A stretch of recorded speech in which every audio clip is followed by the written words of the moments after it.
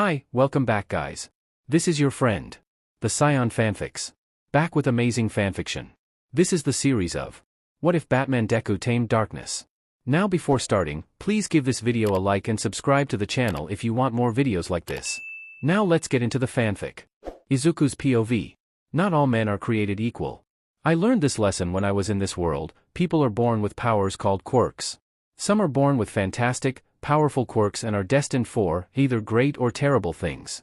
Some are born with quirks, which are not so great and are for the most part ignored by society. Some are born with terrifying or inherently villainous quirks and are feared by the people around them.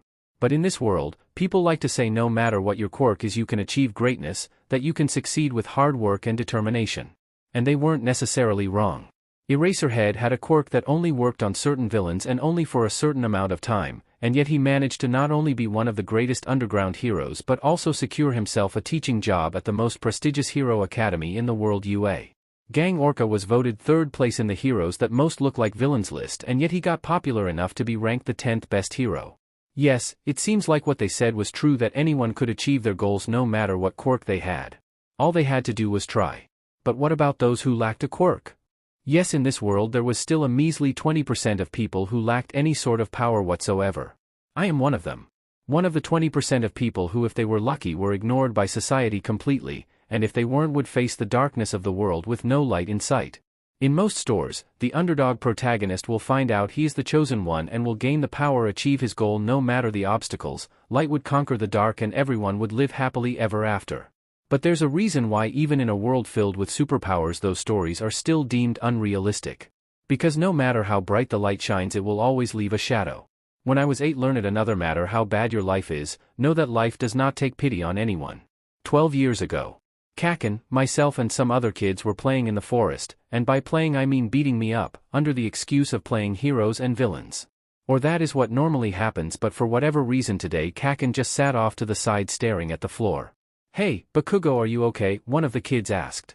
Kaken looked back up with an annoyed look on his face. Of course I'm fine, I'm just trying to come up with a new nickname for the Deku, he said. The kids stopped beating me and turned their heads in confusion. But I thought Deku was a perfect nickname, why would he need a new one? One of them asked. I had also turned my head but instead of confusion, my face held hope. Hope that he would finally stop calling me that him looking for a new nickname meant he didn't think I was that I could have my friend back. But that hope did not last long. Yeah, too perfect. The old hag heard me call him that and FING turned my butt red. She said if I called him that again she would do a lot worse. Not that I afraid of her, it's just I don't want to have to go through all that trouble for stupid Deku, he said scowling. One of the kids pouted and said, that SCKS, why does your mom care what you call him anyways, he's useless. I don't know but now I have to find something else that means useless without it being obvious, Kaken said. Oh or maybe you see could just call me by my name, I chimed in still hoping I could walk away from this without getting called another degrading nickname. Kaken glared at me and yelled, shut up Deku, you don't get a say in this, you lucky I don't come down there and kick your butt into next week. Boom.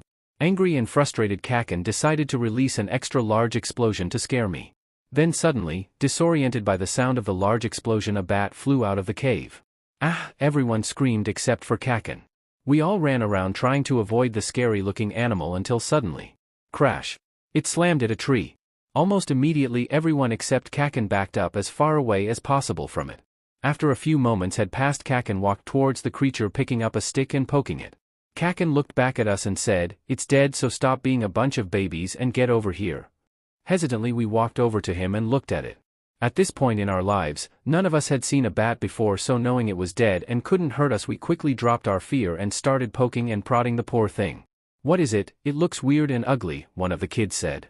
It's a bat, the hag took me to the zoo once and we saw them, apparently they're blind or some shit, Kaken said. Wow, you really do know a lot, Kaken, I said amazed, quickly forgetting that we were just talking about finding me a new way to call me useless. Wait, but if it's blind how does it see? One of the kids asked.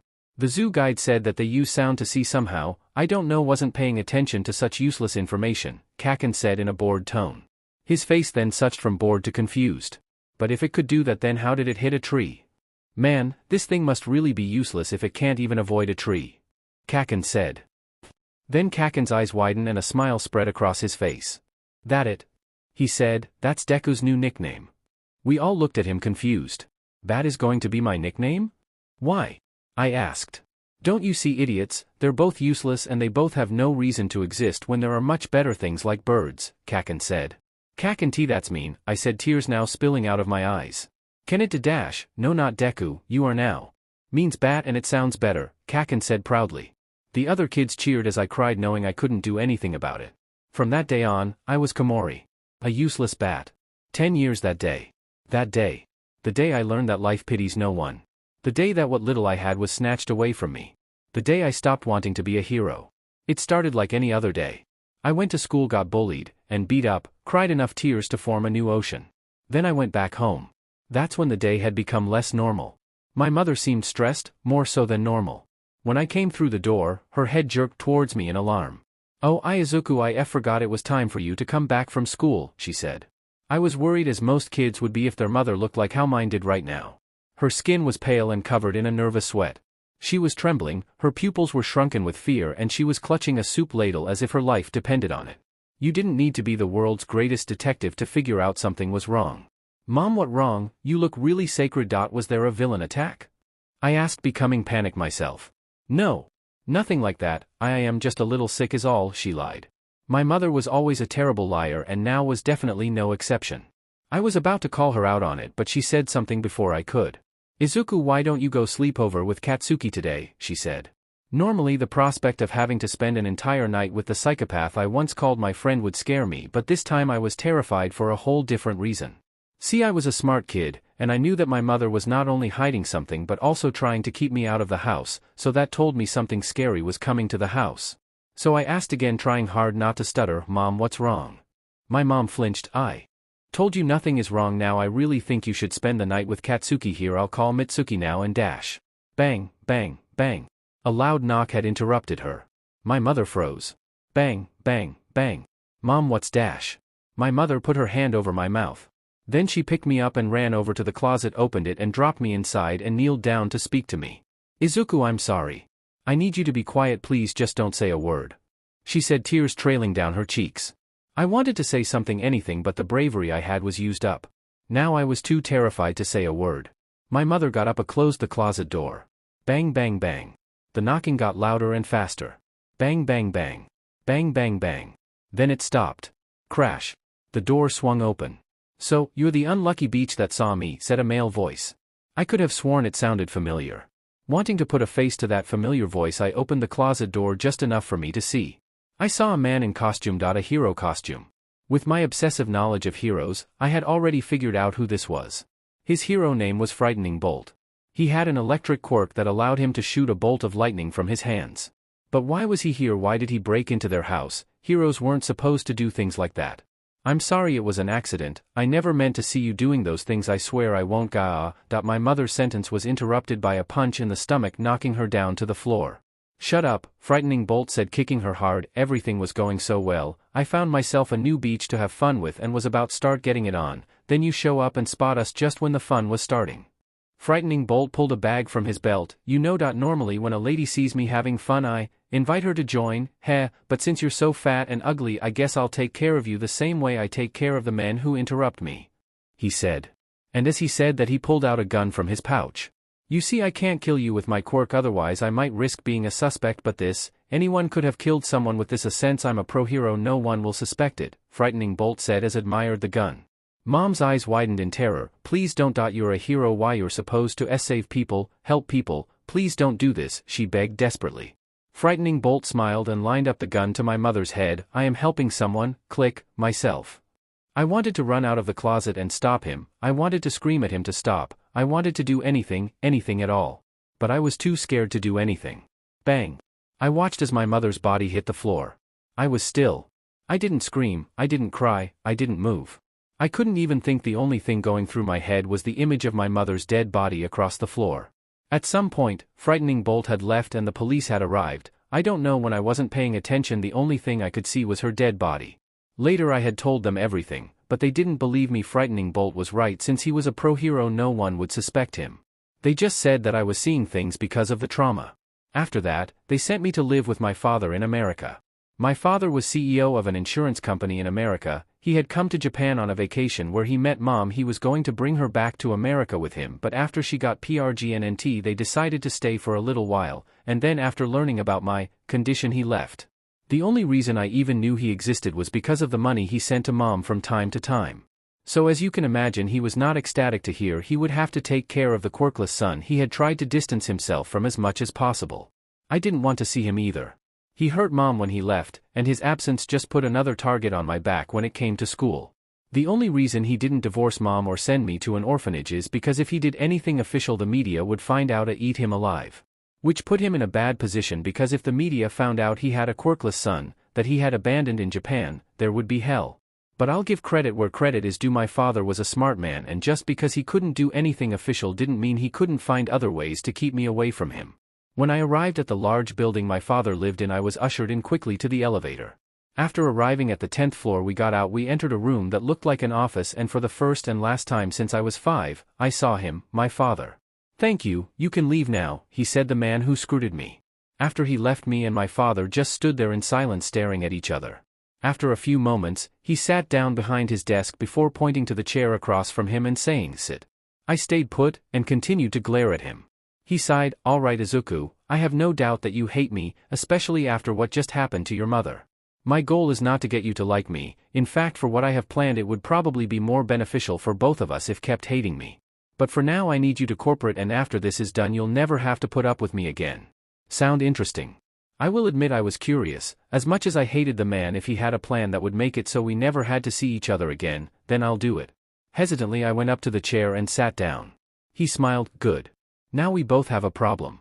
I can't have you around because it would harm my company, and you don't want to be around me because I'm not like the fathers you see in the movies. But the law states that unless I disown you I can't get rid of you, and you can't leave me. However, that doesn't mean I can't send you away. Don't worry, I'm not sending you to some boarding school. That requires paperwork that the media can find and go through. Instead, I have an option you're gonna like a lot. I have a lot of money, Izuku, which means I can do a lot of things. So I'm going to make you a deal. I'll give you all the money you'll ever need to do whatever you want, and all you need to do is stay far away from me and my company, preferably out of America if possible," he said. My eyes widened. "Whatever I want," I repeated in astonishment. "Yes, whatever you want. My only rules are don't come near me or my company, and don't do anything illegal. If you do something illegal the law enforcement will most likely trace your DNA back to me," he said. So, he extended his hand. "Do we have a deal?" he asked. At first, I didn't know what to say. On one hand, I had just been offered the freedom to do whatever I wanted. Go anywhere, do anything. On the other, it bothered me that he was willing to do all that, spend all that money just to keep me away from him. Then I realized I have no reason to refuse. The man had no fatherly love for me in the slightest, and that wasn't going to change if I stayed. And even if it did, I still would not be able to forgive him for what he did to Mom. I leaned over and shook his hand. His smile widened. "Good, now we just need one more thing. We need to give you a new name," he said. Confused, I asked him why. He sighed. "Look, being called Midoriya was fine when you were on the other side of the world, but now that you might be going around to a bunch of places, someone might make the connection between you and me, so I need you to think of a new name. If you can't, I'll find you one." I thought about this. I didn't really care about my name that much. Mom and Aunt Mitsuki were the only ones who called me by my real name anyway. Actually, now that I think of it, I already have 2 other names. "Komori, Deku," I said. He raised an eyebrow and asked, "Doesn't that mean bat, useless?" "Oh wait, Japanese, you put the last name in front of the first, but still, do you really want to be called useless bat?" I looked him in the eyes and said, "Yes." "Okay then," he said, writing something down on a piece of paper. He then pulled out 2 phones and gave me one. "This phone will be exclusively for you to call me on," he said, pointing to the phone in his hand. "The phone you have has the number for this phone. Memorize it. You're not going anywhere until you do. Got it?" I nodded. "Good," he said. After a few moments of him writing, he stood back up and said, "Okay, then you'll spend the night here, and after that, it's off to the airport to go. Wherever you want to go. Do you have anywhere in mind right now?" I immediately wanted to say home, but then the image of Mom's body flashed in my mind. I couldn't go back there, not now. But if not there, then where? Where should I go? What should I do? I wanted to be a hero, but another image flashed in my mind. This time it was of frightening Bolt. I'm not sure I want to be a hero anymore. Apparently, I had started crying, which my father had noticed and was now attempting to calm me down. Which went about as well as you would think a corporate drone, trying to comfort a traumatized 8-year-old would go. "Hey, it's okay not knowing what you want to do. Plenty of people don't. Hey, I have an idea, why don't you go to Tibet? They have all sorts of spiritual stuff there and clearly you have some problems, he said. I snapped out of it and wiped my tears away. Please just take me to my room, I said in a small voice. Later that night. Bang. Ah, I screamed as I jolted upwards. Another nightmare. Tears were already racing down my cheeks. Damn it, why am I such a crybaby? Why am I so useless? Why couldn't I save her? What type of hero can't even save their own mom? The minute I thought the word hero, the image of frightening Bolt's face raced across my mind. I felt nauseous. I ran over to the bathroom inside my room and vomited into the toilet. No matter what anyone says, this will always be the lowest point of my life. 8-year-old me crying kneeled down over a toilet. After I ran out of tears, the image of frightening Bolt's face ran through my mind once more. Except this time, instead of fear, I felt anger. Angry towards the man who had killed my mother, angry towards the police who couldn't even entertain the idea of a pro-hero doing something wrong, anger towards myself for being a coward and doing nothing as he killed her. Never again. I knew what I was going to do now. From this day onwards, I swear to you, Mom, I will bring that man to justice. And not just him, but anyone who thinks they can hurt people, kill people, and get away with it. He would wage war on crime. But not as a hero, no, he would be something better, and thanks to my father I had all the resources I needed to do so. I swear, Mom, I will bring him to justice, I swear. But first I would need training. Maybe Tibet wasn't such a bad place to start after all. The next day. My father walked into the room at 6 o'clock early the next morning. Good morning, I didn't expect you to be awake so early, he said. I want to go to Tibet, I said coldly. Oh, so you went with my idea? Well, at least you know where you want to go. Any idea what you're gonna do when you get there? He asked. I smiled slightly for the first time since that day and said, yes. Izuku's POV. From that point on, I had dedicated the next 10 years of my life to training. I went all over the world learning mental and physical techniques. I went to the best schools from all over the globe and received degrees in many fields. But the thing I had focused most on was improving my detective skills. Beating up bad guys is great and all, but it didn't matter if I couldn't prove that they were guilty. This would be necessary to bring that mockery of a hero, fighting Bolt, to justice anyway, as well as any other corrupt hero. Surprisingly enough, things went pretty well along the way. I almost died a few times, but besides that, smooth sailing. I had planned to continue training until he was 21, but then life finally decided to throw a wrench in my plans. 3 months ago. I was at the airport about to go to my next training destination when suddenly I got a call. That was strange enough, as I rarely ever get calls unless it was relating to my current training. I took out my phone and was shocked to see it was my dad who had called. Never in all these years had he called me. Not that I expected him to, I mean with how much money he had spent to keep me away from him and all. Why would he be calling me now? Whatever it was, it probably was not good news. I braced myself for the worst and answered. Hello, is this Izuku Midoriya? Asked a voice on the other end. That wasn't Dad. Who was this? What happened to Dad? How did he know my real name? I slapped myself. Focus, Izuku, I'm not going to get any answers by asking questions in my head. I regained my composure and responded, yes, who is this? We are the board that is now running this company, and we regret to inform you that your father has been assassinated. Said the man on the phone. Oh, I didn't know what to think about that. I no longer hated him. After all, without him I wouldn't be able to avenge Mom and bring justice, but at the same time I could never fully forgive him for leaving Mom. No amount of money would get me to forgive him for that. Hearing that I was now an orphan upset me, but not because of the great fatherly bond we shared, but because money was now something I had to worry about, as there was no way this board world continue to fund my activities. We are sorry for your loss. Now as for the arrangement you had with your father, we are sorry, but we will have put that to an end. He said in a fake apologetic tone. Knew it. Well, time for plan B. However, on the bright side, your father did leave you a large sum of money in his will, which would be enough to last you your entire life. We will send the money to your account. Once again, we are sorry for your loss. Please have a nice day. He said before hanging up.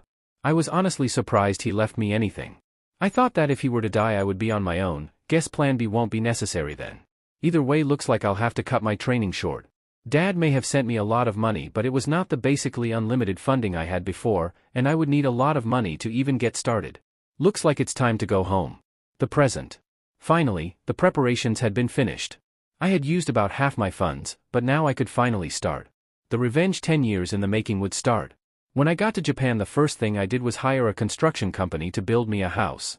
Well, calling it a house would be doing it a disservice. It was more like a mansion, with state-of-the-art defense systems crammed everywhere I could fit them. It was 5 stories high and looked like a castle with 4 long pillars that had sniper turrets filled with RBB bullets concealed within them. The gates were electrified and the bushes had high-tech sensors in them.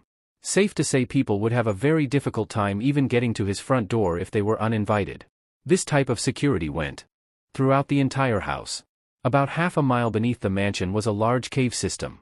I had plans for it, but until I could find a way to do a massive constitution job by myself, without anyone finding out, that was going to have to wait. I went up to my personal study. The room was lined with bookshelves, with a desk at the end of it. Behind the desk was a one-way window so he could see out but no one could see in.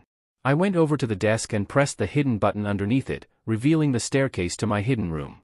It was a medium-sized room just big enough to fulfill its purpose. In the back was a large computer.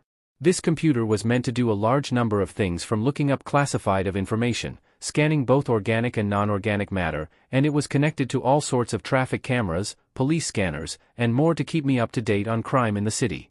The walls of the room were littered with gadgets and weapons that I had, grappling hooks, explosives, smoke bombs, swords, and much more. I went over to the computer and pushed a combination of buttons, and in the center of the room a cylinder rose up, revealing the combat suit. It was mostly black with some gray accents. It had sharp fins on its arms meant for snapping blades, and while I didn't expect to find many people using swords, it didn't hurt to have small slabs of armor throughout the suit so I could be protected and still move freely. It was also insulated so he could resist electrical. Cowl had a direct line to his computer which would alert him to any crimes in the area, as well as a voice modulator that will allow me to alter my voice. The cowl also gave me night and infrared vision when I needed it. Then came the best part, the utility belt. It looked small but it could carry a surprising amount of things. All this was more basic than I had wanted it to be, but I didn't want to go through more than half of my funds before I had even started. Even still, I felt like something was missing. Alert: robbery in progress. The computer droned. Now, time for a test run. Later. I arrived at the scene perched on the opposite building. There I could see the villains in question robbing jewelry store. One villain was pointing his finger at the cashier. He probably had some sort of quirk that allowed his finger to shoot some sort of projectile, but it might be something else. He could possibly have a quirk that will let him kill the cashier quickly. Either way, can't change it. Need to take him down quietly or quickly. The other two were taking the jewels. One looked to have some kind of quirk that lets him move things with his mind, and the other had 4 arms and looked strong. Alright, time to move in. I shoot my grappling hook right through the store window an inch past the first villain's face. Before he can react, I activate it, rushing in and kicking him in the face. Before the other villains could react, I threw a smoke pellet directly in the psychic villain's face. In the panic, the 4-armed villain punched the other villain, knocking him outside the store. I quickly jump onto the 4-armed guy's back and slam a pellet full of knockout gas, causing him to fall unconscious. With the fight done, I am my grappling hook at an adjacent building and speed away from the scene, landing on the building.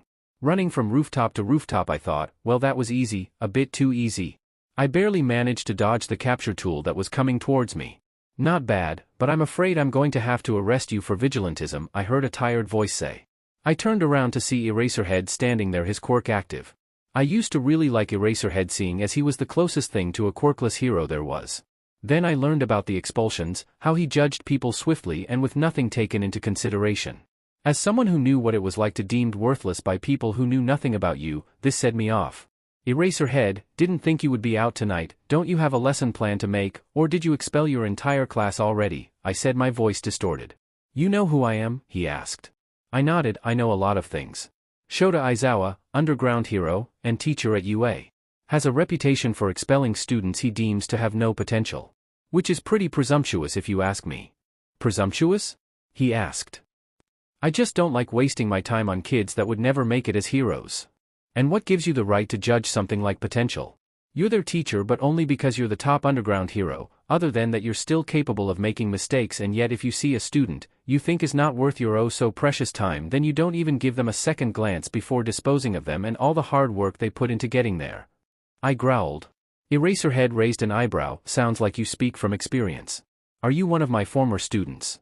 No, just someone who thinks fairness should be a factor in everything, I responded. Life isn't fair, he said. That doesn't mean you need to make it worse. Enough, we both know what you're here for, so why just start? What do you say, Midnight? I said, looking behind me at the 18-plus hero who had been sneaking up behind me.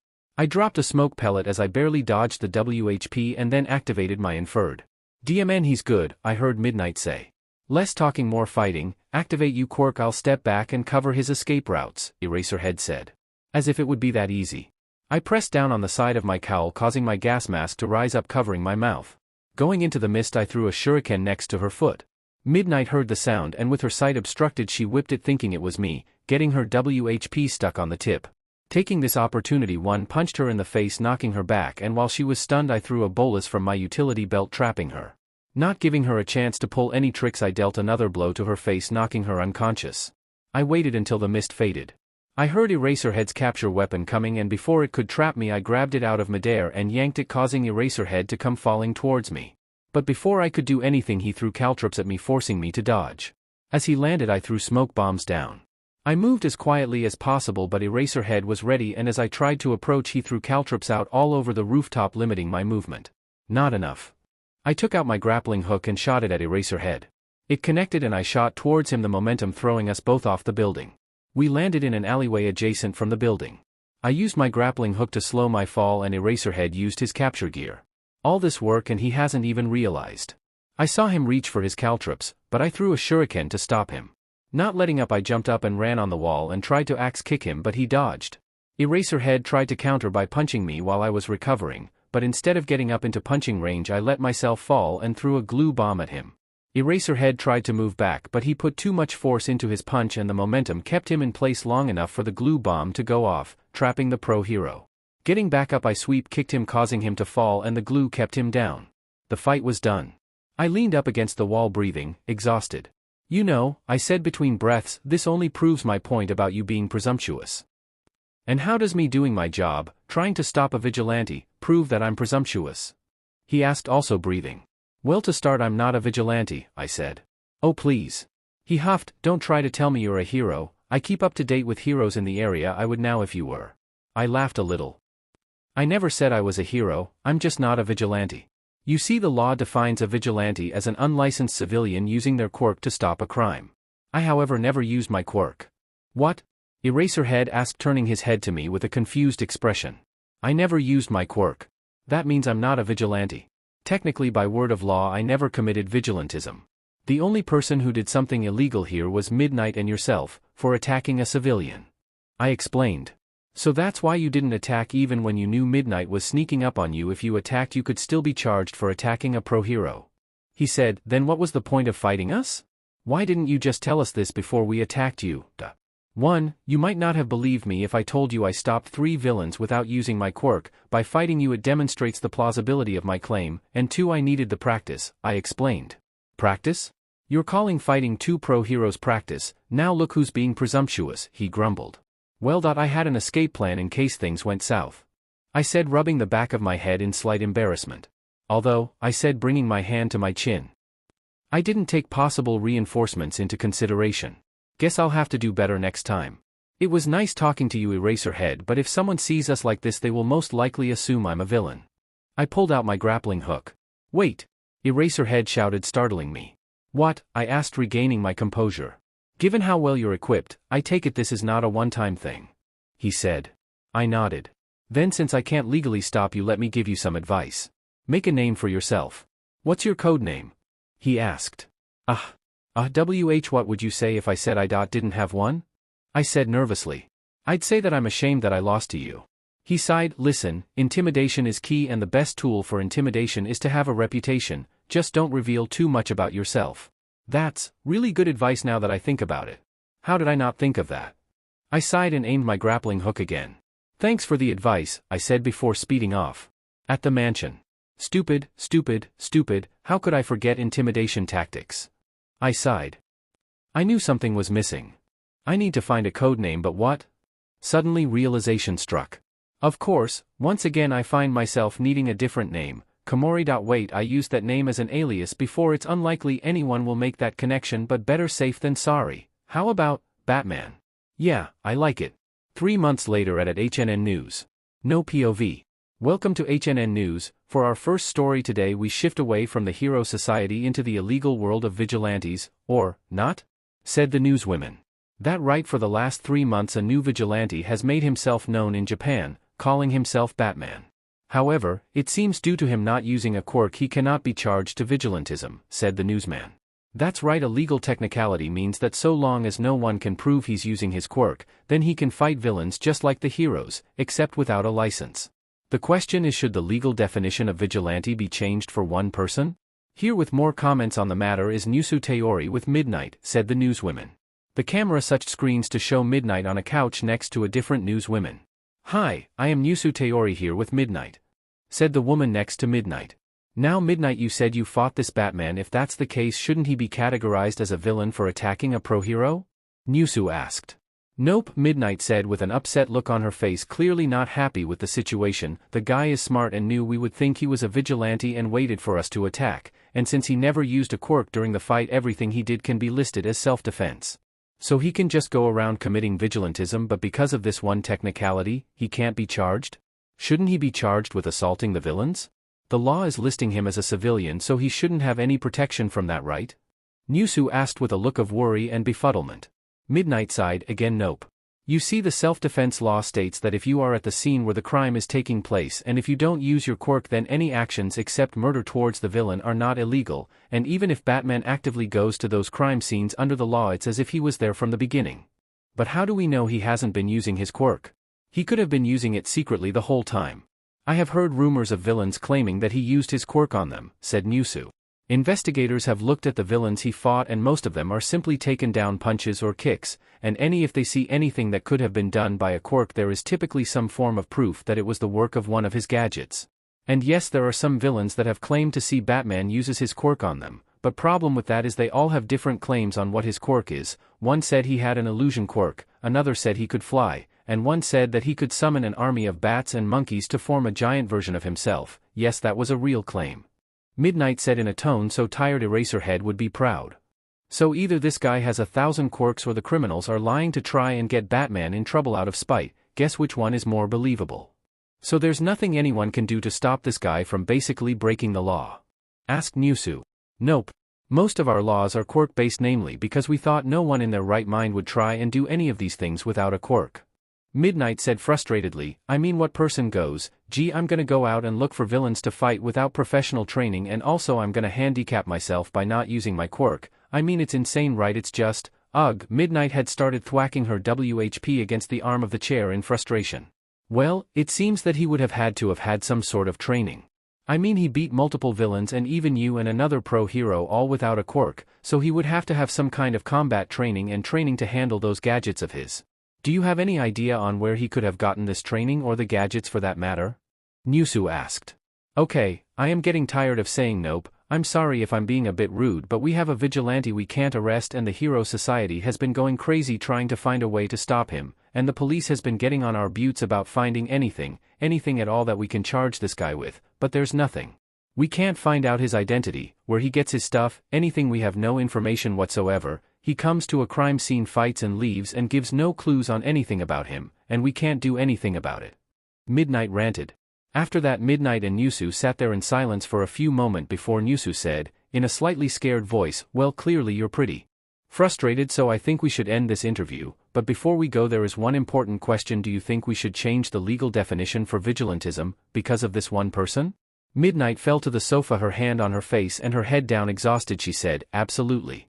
Batman's existence tells people that they can go out and fight crime so long as they don't use their quirk, and he makes it look so easy, but it's not. Midnight looked directly at the camera. Please, if there is anyone else thinking about doing what Batman is doing, then please don't. Batman has probably years of training as well as access to various amount of gadgets which allow him to fight these villains, and to Batman, I understand wanting to do the right thing, but what you are doing has negative consequences on society as a whole. Become a pro-hero. You clearly have the skills to do so, and you would be able to use your quirk as well as all your gadgets. Just please stop before someone gets hurt. Midnight begged. Well, thank you for your input, Midnight, and hopefully Batman hears the message, said Nyusu. Midoriya Manor. Izuku's POV. Sorry, Midnight, but I have things to do that I couldn't do as a hero. It had been 3 months since I had become Batman. I altered all of my equipment to fit my name. The shurikens had been replaced with batarangs, and all my gadgets now had some resemblance to a bat or had a bat symbol on it. The combat suit was now the bat suit. I had redesigned the whole suit. The cowl now had 2 points that resemble bat ears. The chest had a bat symbol on it. It now featured a cape that resembled bat wings, which allowed me to glide. Unfortunately, because of this, I was now at a quarter of my funds. I had been doing research on Frightening Bolt and had found some incriminating evidence, even some linking him to my mother's murder, but it's not enough. The world knew nothing of my mother's murder, and when I expose Frightening Bolt, I want every one of his crimes exposed with him. Crime alert, mugging at the Hoth district, cried the computer. Well, looks like Bolt would have to wait for a little bit. Hoth district. Help, oh please help, I heard a female voice cry as I rushed to scene. Well, that's an unusual way to cry for help, sound pretty fake too. I reached the scene of the crime, if you wanted to call it that. When I looked down into alley, I saw a young blonde woman seemingly being mugged by a large man, except the man's movement seemed off, like he was some kind of robot. Well, this is obviously some kind of trap, if not for me then for some other hero. I could just leave, but she might trap some other hero. I jumped down onto the robot man, destroying him, and then I threw a glue bomb at the women. Wah, hey, let me go, cried the women trapped against the wall by the glue. Who are you after? I asked her. What are you talking about? She asked. I wasn't going after anyone, I just wanted to get your attention. How did you know this mugging was fake? So she was after me, better find out more. You're not a great actress, among other things, no offense. I said. Now why were you after me? Well, I want to help you, she says nervously. Sai, listen, I appreciate the thought, but I don't dashta. Midoriya, Izuku, she said, interrupting me. There was a pause. I have no idea what you're talking about, I said a bit too calmly. There's no point in lying about it. You see, a lot of people think you're just not using your quirk, and to our quirk-based society that is the perfect excuse, that the only reason you're not using your quirk is so you can avoid being called a vigilante. But to someone quirkless like me, it makes just as much sense that you're quirkless too, and there aren't exactly a lot of quirkless people in the world, let alone Japan, so figuring out who you were was easy from there. She said in a weird combination of confidence and anxiousness. She's quirkless? Wait, I knew she looked familiar, but what is she doing in Japan? Did she really come all the way here just to offer me help? I almost blushed. I threw the pellet containing a special acid meant specifically to melt this glue, freeing her. We should talk somewhere more private. Since you know my identity, that means you probably know where I live. Meet me at my house and we will talk more about your threat/offer. I aimed my grappling hook at the top of the building. Wait, I didn't tell you my name. She said. I already know who you are, Melissa Shield, I said before rocketing away back to the mansion. Midoriya Manor. You know, inviting a pretty girl, that came all the way from I-Island to help me, to my house alone was much easier when I was Batman. For some reason, whenever I put on the Batsuit, it's almost like I'm a completely different person, as if my want for justice consumes me and all that matters is stopping crime. But when the cowl was off, I went back to being shy, nervous, not fully in control of himself Izuku. I could still feel my Batman persona when I was Izuku, and I could still feel my Izuku persona when I was Batman. But it's like one is always subdued while the other is in control. It is strange. But could worry about that later. Right now the top priority was to find out what to do about Miss Shield. Ding dong. The doorbell rang. I looked at the camera showing the front gate, and sure enough, there she was. I pressed the button to open the gates and turn off the defenses. Soon enough I heard a knock on my door. Breathing deeply, I opened it and said, "See, come in, we have a lot to talk about. Let's head to my study." She nodded her head, her smile never leaving her face. We walked through the halls of my mansion heading towards my study, and Melissa suddenly said, "You're different than when I met you in the alley. You seem more relaxed, which is weird since you look a lot more nervous than before, but still it's hard to explain, but I like it." I felt the heat rush to my face. I must have looked like a tomato. Melissa laughed. We reached my study and I pulled up a chair to the opposite side of my desk and we sat down. "Do you want something to drink or something?" I said. "No thanks," she said. "So," I said, still not looking directly at her out of embarrassment, "tell me everything that led to you coming here." Well, I had heard about a vigilante, that because of a technicality could not be charged with vigilantism by not using his quirk. I had thought that it was odd that someone so capable would handicap themselves like that. Why would he not just become a pro-hero? While everyone else just assumed you were some sort of insane attention seeker, I started thinking deeper. What if the reason he doesn't use his quirk is because he doesn't have one? Maybe the reason he isn't a hero is that the hero community wrote him off, and so being a vigilante but taking advantage of his quirklessness was the only way to be a hero. After figuring that out, I just looked at every quirkless person in Muzurafu and I found you. "So am I correct about your motive?" she said. Wow, she really thought hard about this. Well, yes, and no. I responded. I stopped wanting to become a hero after a incident. When Frightening Bolt killed your mother. Melissa interrupted with a frown on her face. I read up on everything about you before you disappeared. The police file said that you claimed that he killed your mother, although the police chalked it up to you being in shock. Because there is no way a hero could ever do something bad, I growled angrily. I'm sorry, she said. I sighed, calming myself down. It's fine. You don't need to apologize. As I was saying, I stopped wanting to be a hero after that, but I still wanted to bring justice. Not just to villains, not just to Bolt, but to everyone who would dare use their powers to hurt others, villains, heroes, anyone. So after the police took me to my father, he told me he would give me all the money I wanted to do whatever I wanted, as long as I stayed far away from him. I said, "That's terrible. I know you said I didn't have to apologize, but I'm sorry." She said, "This is the nicest anyone has been to me in over 10 years. A warm feeling spreading through my chest and my cheeks. I turned my face, trying to conceal my blush. Like I said, you really don't need to apologize, but I turned my head to face her, and smiled. "Thank you. Are you sure you're the same Batman that I met back at that alleyway? Because you seem completely different." She teased. Back to the story. I used that opportunity to train myself in just about every way I could think of until one day I got news that my father died.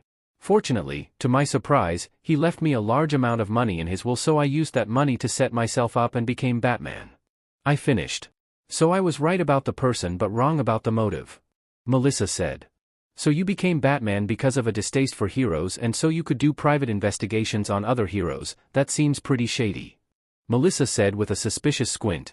Please don't try and stop me. You brought it up earlier, that I was different when I was Batman. I noticed it too. When I have that cowl on, the only thing that matters is my mission to bring justice and save lives, and I won't let you stop me. I said firmly.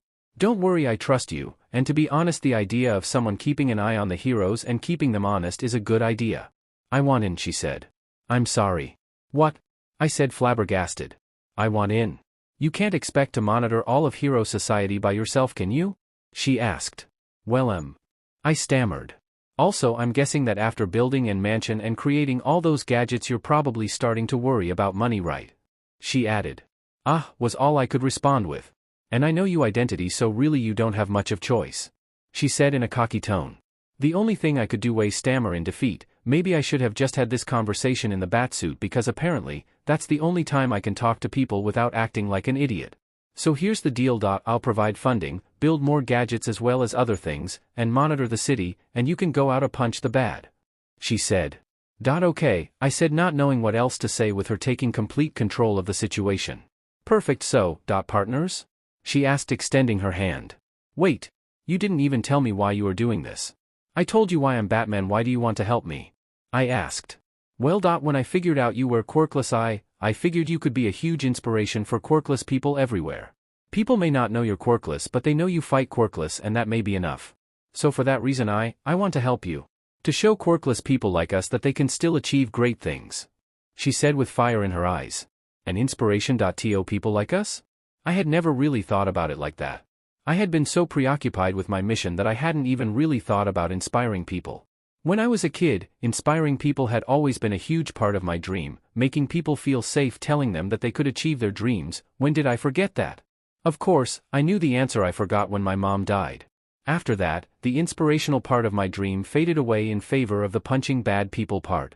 I know avenging mom is important, but what would mom think if she knew that I all but gave up on a part of my dream because of her? Of course, I would never blame her for this. But she would. Maybe this was my second chance. Well, I think that this could work. I said. She smiled and extended her hand again. Partners? She asked. I smiled and said, partners, shaking her hand. Wait. Something just came to mind. You said you were going to fund me, but how are you going to do that? We can't just take money from your father, and even if we did, he would eventually get curious about what we are using all this money for. And I'm not really comfortable with more people knowing I'm Batman. I said. She smiled a smile that just told me that she was going to do something crazy and that I couldn't stop her. I've known her for half a day. Why does it feel like I've known her for years now? You and me are going to start our own support company, she said. What? I screamed. 2 weeks later. Izuku POV. When Melissa said we were going to start our own support company, I thought she was kidding. But no. She was serious. Apparently, the story she had given her father for coming here was that she was going to start a support company of her own, and before she had met me she had already started making it. It's a good thing she was right about my identity, otherwise she would have looked really dumb. It only took us both a week to finish setting up the company. We already had some buyers lined up thanks to Melissa being the daughter of David Shield. We now somehow had a ridiculous amount of money. A lot of which is being spent on my new gadgets. Once again it seems I underestimated Melissa. That cave underneath the mansion. Before I could not do anything with it because it would require people to build it and I wanted to keep being Batman a secret. Well, thanks to Melissa's robots I moved my main base of operations from the secret room to my new Batcave. My batarangs now had more variations such as explosive, shock, and more. Also, Melissa didn't like how my only mode of transportation was my grappling hook. Personality, I thought it was the best way to move around without attracting too much attention, but she insisted on having a car, so we made the Batmobile. The Batmobile was probably one of the faster cars on the planet. It was equipped with turrets filled with RBB bullets. The entire car acted as a taser, so if anyone that the car didn't recognize, zap. There were so many other things like the cave's defenses, new gadgets and more that it was almost overwhelming. On another note, Melissa was now helping me gather evidence on Frightening Bolt. She couldn't be on the field, but she had very impressive computer and hacking skills. She keeps watch of everything from the Batcave under the code name Oracle. We were going to continue gathering evidence today, but something strange happened. No POV. Izuku was in his Batsuit with his cowl down, in the Batcave, with Melissa looking at the Bat computer.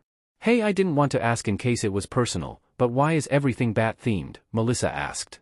There was a pause. Well, when I was a kid other kids wanted to call me something that meant useless. They tried calling me Deku, but that was too obvious and one of them got in trouble with his parents, so they had to come up with something different. They decided that a bat was a useless animal because of its blindness, and so they call me Komori, which means bat. So when my dad told me to pick a fake name to go under Deku, Komori were the first two things that came to mind. So when I came back to Japan and need another fake name, I figured, why stop now, and used the bat theme again. Izuku explained. Melissa sighed, the more I hear about your life the more grateful I am about mine. Why yeah, so what did you call me here for? Izuku asked, desperately wanting to change the subject. Yeah, so something strange happened at UA. The cameras at the USJ went down and the signals are being jammed, Melissa explained. You mean someone might be attacking UA? That's insane. It's the most secure place in the city, except for here, not to mention it has a bunch of pro heroes teaching there including All Might. If someone were going to attack they would either have to be absolutely insane or incredibly dangerous. Izuku said. Exactly. It could just be nothing, but if whoever it was who did this managed to get past UA's defenses, then whoever this is not an idiot. Melissa continued. Then I better head over there and check it out, Izuku said, putting his cowl over his face. Izuku jumped into the Batmobile and drove out of the cave. USJ.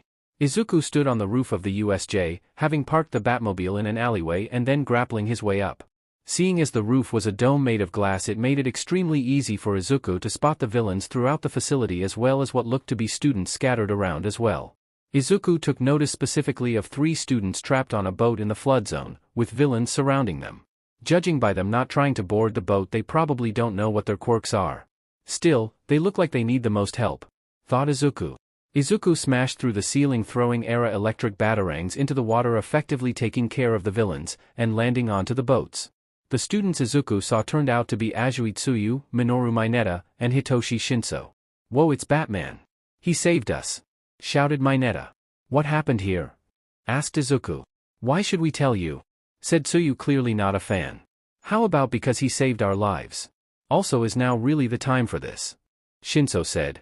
A bunch of villains came out of this black mist portal thing and are trying to kill us. Aizawa-sensei told us to run, but before we could leave the black mist guy showed us warped us here. Mineta blurted out. Thanks. Izuku said, can you get out of here? Yes, I should be able to get us out now that the villains are knocked out. Tsuyu said. Alright, Izuku said, taking his grappling hook and zipping away. I should go check on Eraserhead. The rest of the zones don't have anything that would put the students at a disadvantage, thought Izuku. Izuku zipped over to the center of the USJ where Eraserhead was not doing so well. What looked to be some kind of monster was pinning him down to the floor and the skin on his elbow looked like it was disintegrated. Next to him was a white-haired villain with hands all over him. Izuku landed on a rock above them and planned his attack. Okay, need to act fast.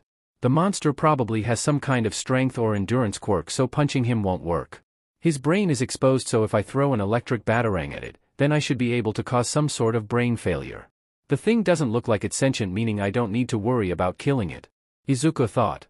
Izuku took 3 electric batarang and threw them directly at the monster's brain. They hit and together released a powerful shock, causing the monster to fall. What? Screamed the hand villain. Izuku leaped down next to Eraserhead. Can you stand? Izuku asked. Yes. Are my students okay? Eraserhead asked. They should be fine. You need to get out of here. I'll take care of the rest. Izuku said. You, screamed the hand villain. How did you hurt my Nomu? His shock absorption should make it so no one could hurt him, not even All Might.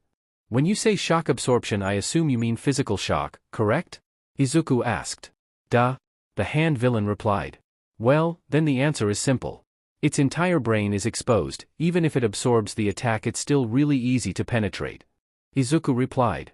Grr. Well, it doesn't matter, because of my Nomu's second quirk, super regeneration. The hand villain said, pointing to the Nomu who had just finished healing the burns from the shock. Now it.You kill the both of them.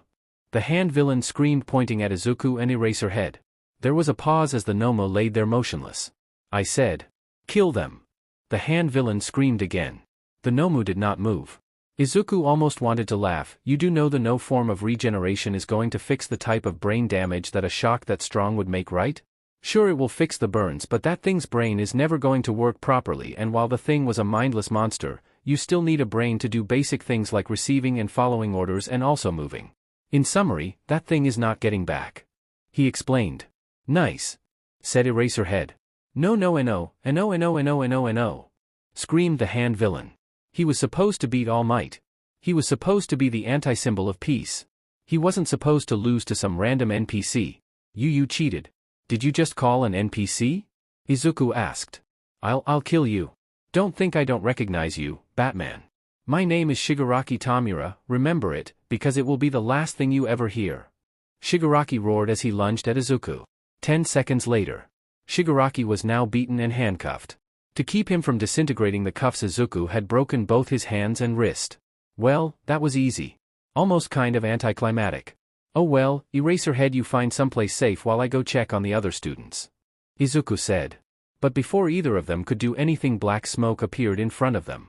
Shigaraki, on of the students has escaped, we should dash. The villain stopped, seeing that both the Nomu and Shigaraki were defeated.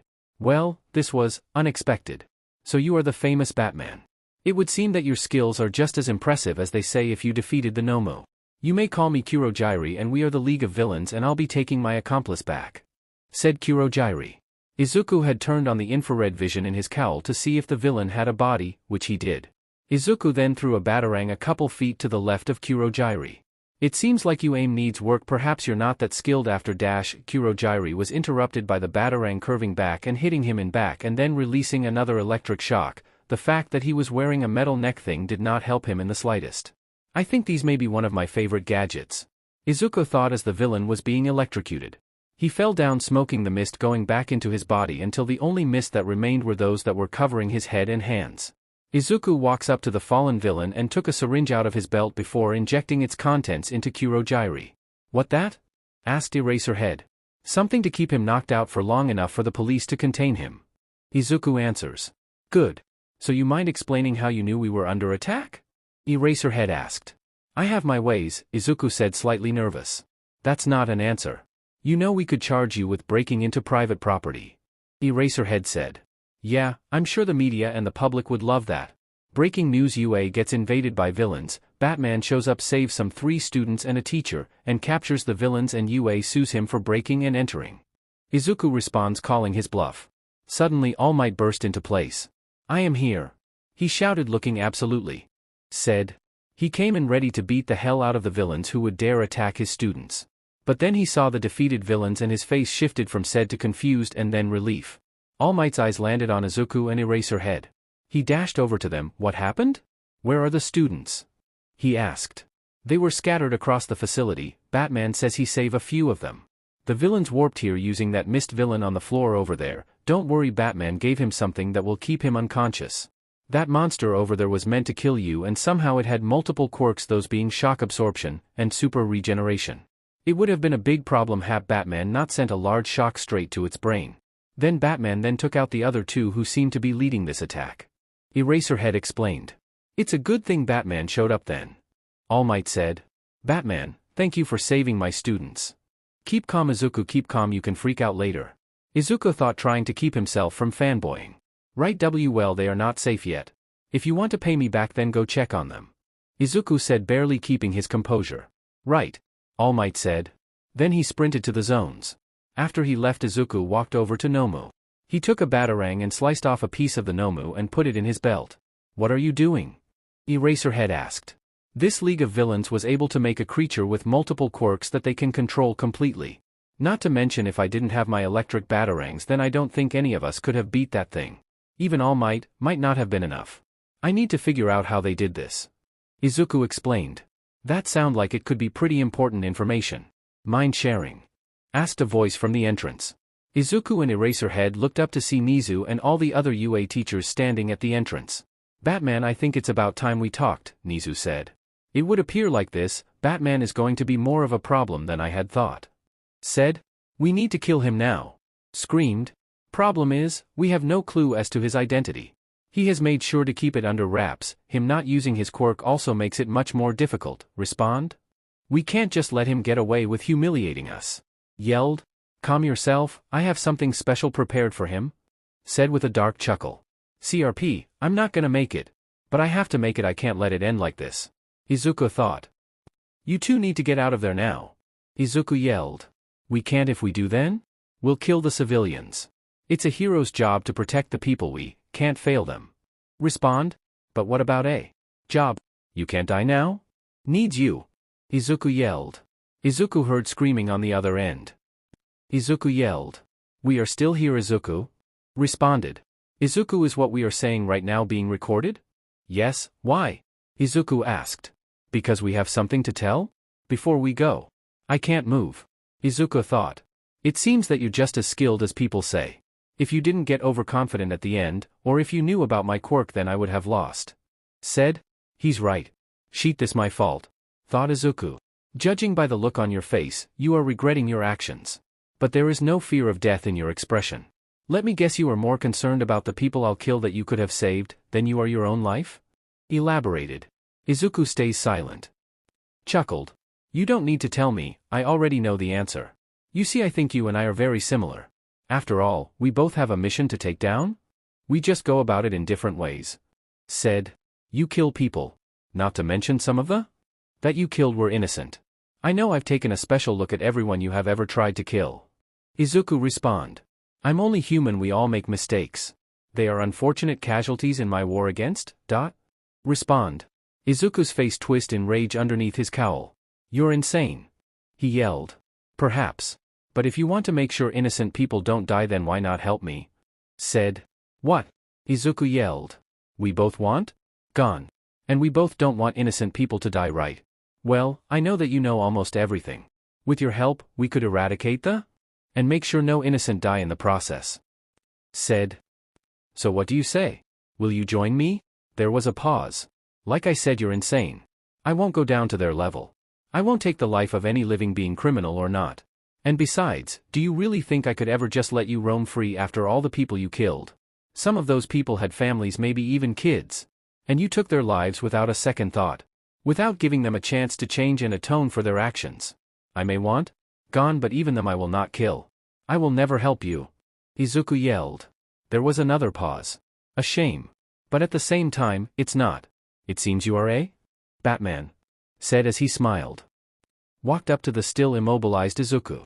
Before I leave, since you no doubt know my name, it's only fair that I know yours. Said as he reached his hand towards Izuku's cowl. Hello everyone and welcome back HNN News. For our first story, yesterday UA was attacked by a group that called themselves the League of Villains. The UA students and staff were able to capture all the villains, but not without the help of the controversial Batman, who appeared on the scene and helped ensure both the safety of the students and the capture of the villains. Said the newswomen. While it is currently unknown how Batman knew of this attack, strangely enough, UA has released a statement that Batman had no involvement in this attack and that no charges will be held against him. This has brought people to theorize that UA is working with him. Supporting this theory, Batman's car was seen parked outside of UA this afternoon. Said the newsman. This has caused many people to be split on either supporting Batman or calling for his arrest. Said the newswomen. With Class 1A. Alright, give me the details. How cool was seeing Batman? Said Mina, standing in front of Tsuyu and Shinso. Most of the class, with the exception of Todoroki, were standing around Shinso and Tsuyu, curious about Batman. Mineta, who was behind everyone due to the girls not wanting to give him any attention, chimed in. He was so cool. He burst through the ceiling and beat all the villains and dash. He burst through the ceiling, threw something into the water, asked us some questions and then left. Honestly, it was nothing crazy. He was there for less than 3 minutes. Shinso interrupted. Why are you guys so interested? The guy is just a bad influence on people. Imagine if kids started imitating him and started trying to fight villains without their quirks just because they can. It's irresponsible. We have the no vigilante law for a reason. Tsuyu said. Geez, a little harsh, don't you think? I mean, he did save you guys after all. Kaminari said. No. I agree with Tsuyu. While his actions are commendable and I am grateful for him saving my classmates, I cannot condone his behavior. Exploiting a loophole in the law is wrong no matter how you look at it. Ida said. Ah, come on, kids aren't gonna start going to fight villains without their quirks. I can't think of a single kid who doesn't like showing off their quirk. Mina said. I can think of one. Me. Thought Todoroki and Shinso at the same time. Hey Ojiro, you're our resident martial artist, what do you think of Batman? Mina asked. Everyone looked at Ojiro, who immediately got nervous, due to not being used to the attention. Well, as a hero I don't approve of his actions. But as a martial artist, I have to admit I really respect him. I don't have a flashy or powerful quirk, so I myself have to get by on just martial arts, and at least I have an extra limb. To hear that someone like Batman is doing all the things that he does with even less than what I have, it's inspirational. He said, slightly embarrassed. I see. While I do not approve of Batman's actions, but I respect your opinion. Ida said. Agreed, said Kendo. But that begs the question, if he can do all that without his quirk, then why not become a pro hero, where he'll be able to use his quirk?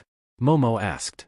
Maybe his quirk is super deadly and would kill anyone he uses it on, Mineta said. Maybe he has a quirk that makes people call him a villain, Shinso said. Maybe he has a really weak quirk and is too embarrassed to show anyone, Zero said.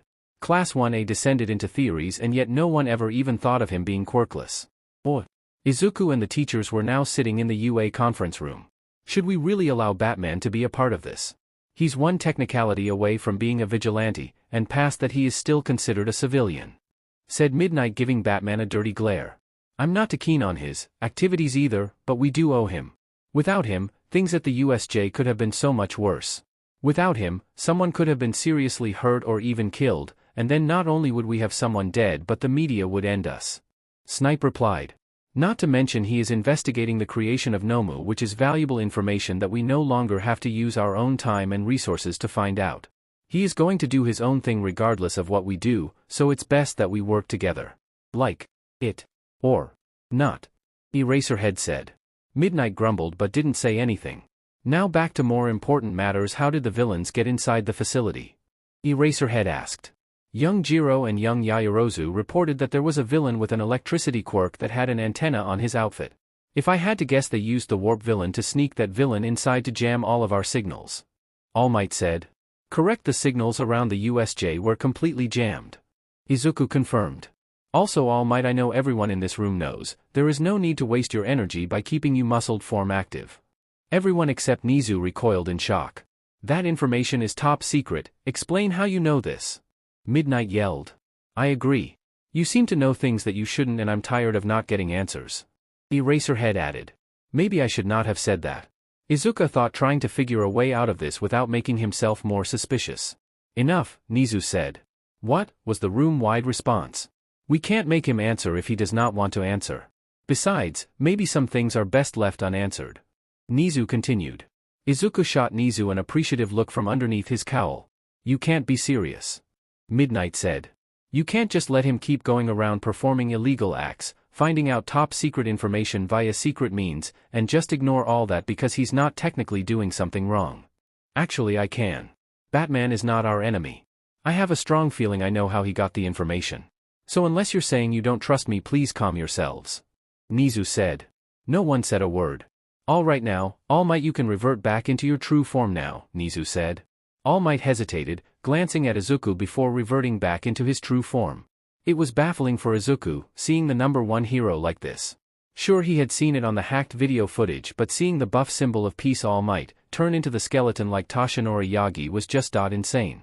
Back to the topic at hand, it appears we figured out how they got in. Now how do we make sure this doesn't happen again, Nizu said. Yeah, about that, there is a very easy way to do that, and you already have the means to do that, Izuku said. And what's that? Snipe said. Watch your freaking cameras. Izuku said. Honestly, the reason it took me so long to get there after I heard the signals were being blocked is because I thought someone would have noticed. Who is in charge of looking over your surveillance cameras? No one. We didn't think anyone would be stupid enough to attack UA. Midnight said.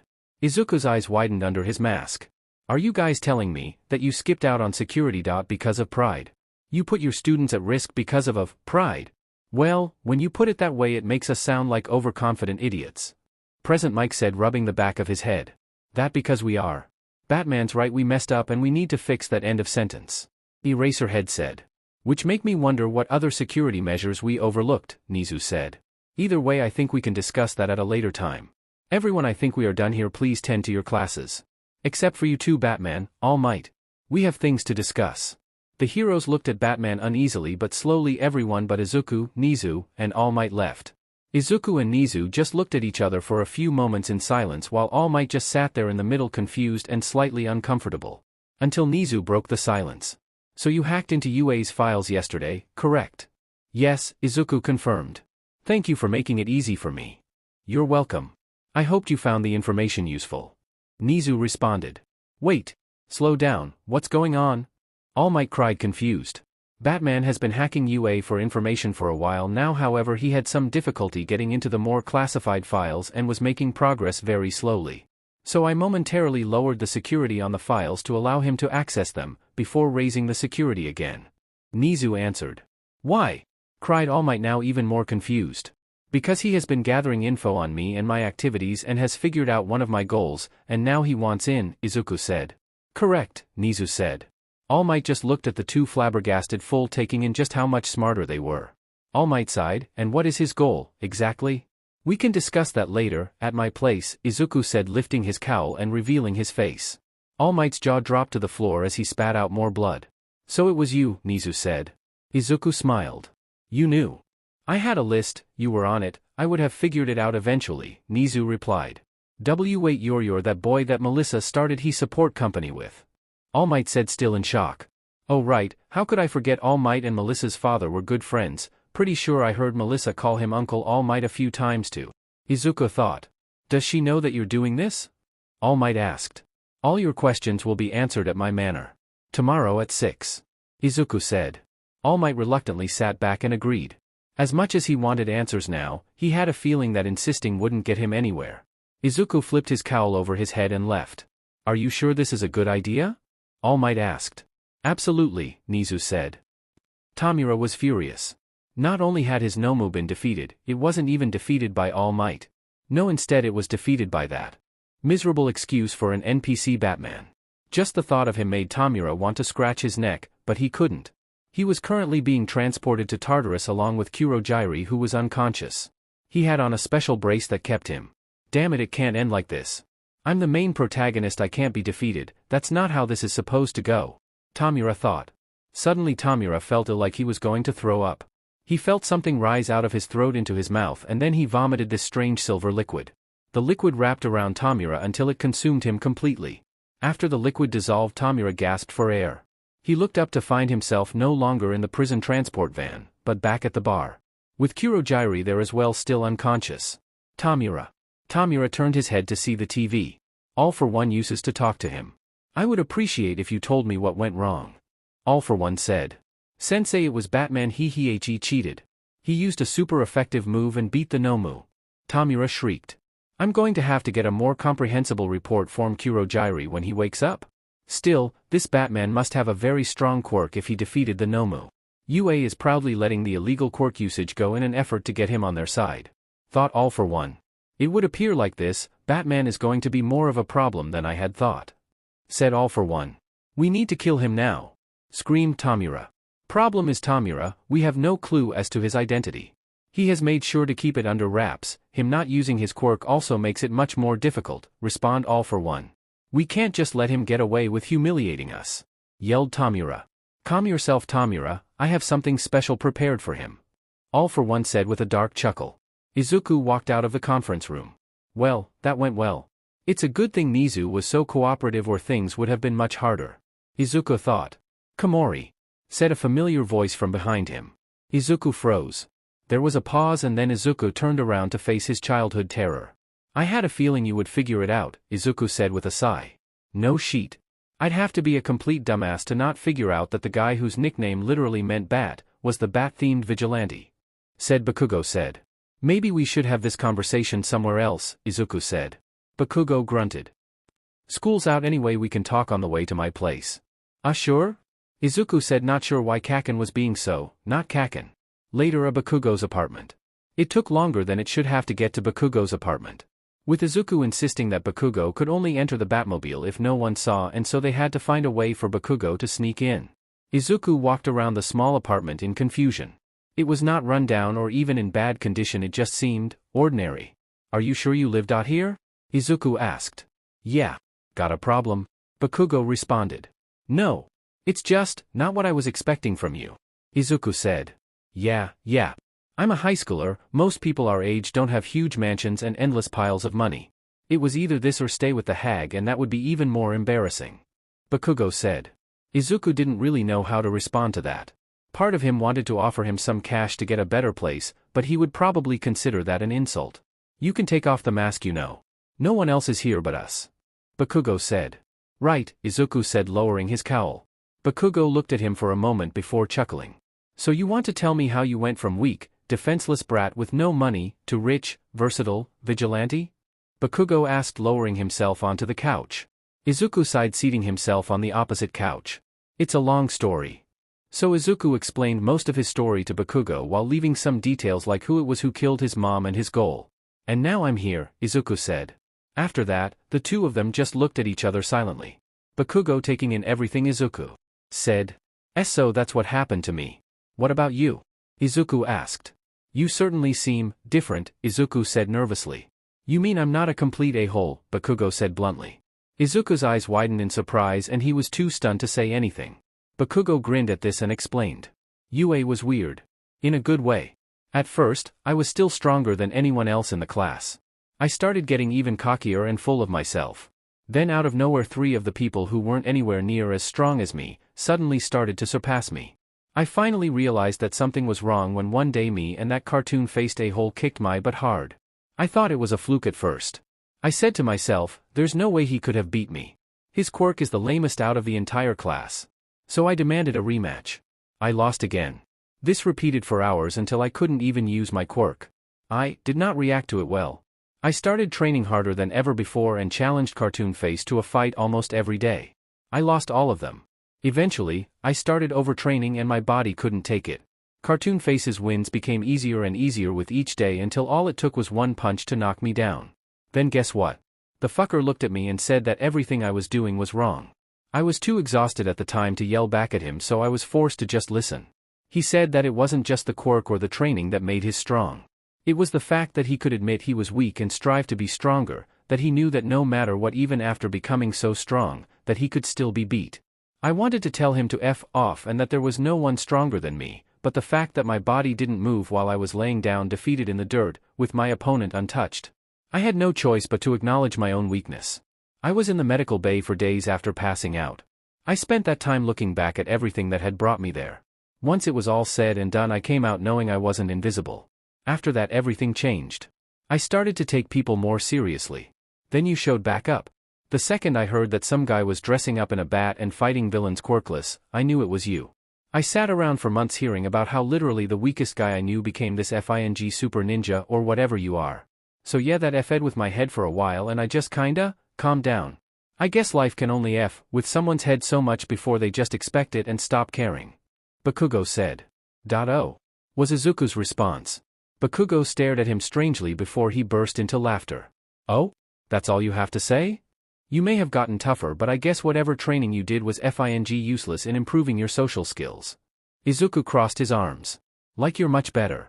Bakugo stopped laughing, but his smug smile still remained. Oh? Was that a challenge? You want to fight Komori? Izuku smiled back the tension that he had left him completely and stood up, pulling his cowl back over his face. Alright, Kaken. Bakugo's grin widened. Then he launched himself at Izuku with his explosions. Izuku backflipped onto his hands and as Bakugo flew over him, he kicked him onto the ceiling. Not wasting any time, Bakugo once again launched himself at Izuku, but before he got close, Bakugo changed his direction midair and landed a foot behind Izuku. Izuku was about to counter Bakugo's attack but, instead of attacking from behind like he thought, Bakugo launched himself to the left, landing with his feet on the wall before attacking Izuku's now exposed form, blasting them both out a window. Izuku elbowed Bakugo off of him before taking out his grappling hook and reeling himself onto the roof. Soon after, Bakugo followed and they stood on opposite sides in a standoff, both of them grinning like mad. This time it was Izuku who made the first move and pressed a button, his utility belt, revealing that in the seconds before Bakugo followed him to the roof he had covered the place with remote smoke bombs. Bakugo launched a large explosion in front of him, clearing up some of the smoke. Unfortunately for him, Izuku had already disappeared. Bakugo closed his eyes and heard the sound of something coming at him. He blew up the area beneath him, barely avoiding the bolus coming to ensnare his legs. Bakugo flew up and looked at the partially smoke-covered roof below, waiting for any sign of Izuku. Then from one of the smoke clouds a batarang flew up at him. Bakugo grinned, seeing an opportunity. All he had to do was avoid the batarang and attack its source. As Bakugo flew down, he dodged the batarang and was ready to go full force towards Izuku when suddenly, before the batarang flew past him, it exploded in a bright flash, stunning Bakugo and causing him to lose control and crash onto the roof. Izuku ran up behind him, ready to end it. Bakugo, still blinded, heard the footsteps and let Izuku get a close before releasing an explosion in front of him, blasting him back into Izuku. Bakugo took this opportunity to get a hold of Izuku's wrist and threw him over his shoulder onto the ground. After that, he unleashed several explosions directly at Izuku's chest, his attacks shrouding Izuku in smoke. Bakugo felt Izuku stop struggling and stopped his attacks, but still keeping a tight grip on his wrist. When the smoke cleared, Izuku was seemingly unharmed. Bakugo's eyes widened in surprise and accidentally loosened his grip. Izuku took advantage of this and kicked Bakugo off, freeing him.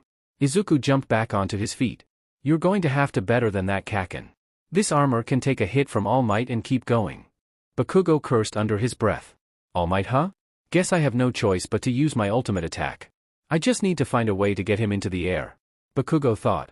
Izuku threw another batarang at Bakugo, who, having learned his lesson about underestimating these, blasted it apart, which was unfortunate for Bakugo as it was an explosive batarang. The ensuing blast knocked Bakugo to the edge of the roof on his side. Izuku ran at Bakugo's fallen form, this time ready for him to blast himself at him, but nothing happened.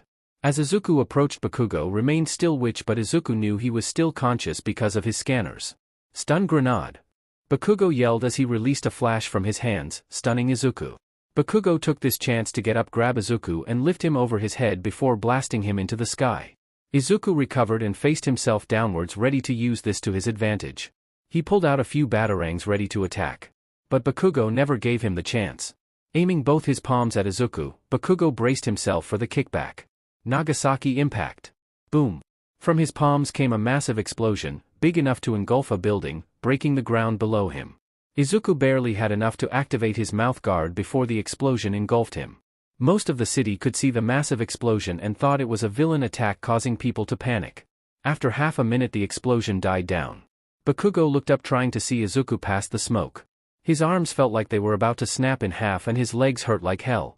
Izuku Midoriya had been through a lot of pain, but even so, it was rare that he had ever been in as much pain as he was now. His bat ears had been blasted off, his armor was cracked and burnt, and part of his mouthguard was destroyed. He had no time to focus on the intense pain though, as he was still falling through the air. Izuku reached for his cape so he could gild down, only to find that it had been burnt to a crisp and destroyed. Izuku then pressed down on his shoulder armor and activated his parachute. Unfortunately, in his panic, Izuku had not noticed that he was still partially on fire, and it quickly spread to his parachute. Still, Izuku had made it most of the way down before it gave out and landed on his side, only breaking a few more ribs. Izuku slowly flipped himself over and looked at Bakugo. Izuku now had several broken ribs and some burns. Bakugo, on the other hand, was even worse. Due to all the sweat he had been using, he was starting to get dehydrated. His arms and legs were also just a few explosions away from snapping. Despite this, Izuku knew he wasn't going to surrender. Izuku smiled. "Alright, this has gone far enough. Time to end this." Izuku looked down to see his utility belt had also been destroyed. He sighed, pulling himself up onto one knee. He pressed down on his thigh armor, which opened up a hidden compartment containing a capsule and a batarang. Izuku got up and threw the batarang at Bakugo, who blew it up when it got close. The batarang then broke apart into smaller pieces of shrapnel that were still headed toward Bakugo. Panicking, Bakugo retaliated. "AP shot, autocannon." He yelled as he shot multiple small explosions, destroying the shrapnel. But while he was distracted, Izuku had thrown the capsule at him. When the capsule hit Bakugo, it exploded into a mess of foam. Flailing around, Bakugo expected it to try and trap him, but to his surprise, the foam seemed to have no effect. Izuku walked up to Bakugo with a grin on his face. "I win, Kaken." Before Bakugo could reply, Izuku walked right up to him, surprising him. Bakugo raised his palm and aimed another explosion. But nothing happened. Izuku grabbed Bakugo's outstretched palm and pulled him forward, delivering a knee to Bakugo's stomach. Bakugo spits out blood but recovered quickly and grabbed Izuku's shoulders, trying to use his quirk but to no avail.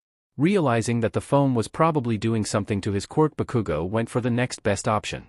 He headbutted Izuku's chest. Normally this wouldn't do anything, but with Izuku's broken ribs and cracked armor it hurt like hell. However, that cracked armor was still hard as hell, making Bakugo's headbutt almost as painful to him as it was to Izuku. Izuku kicked Bakugo away and charged at him.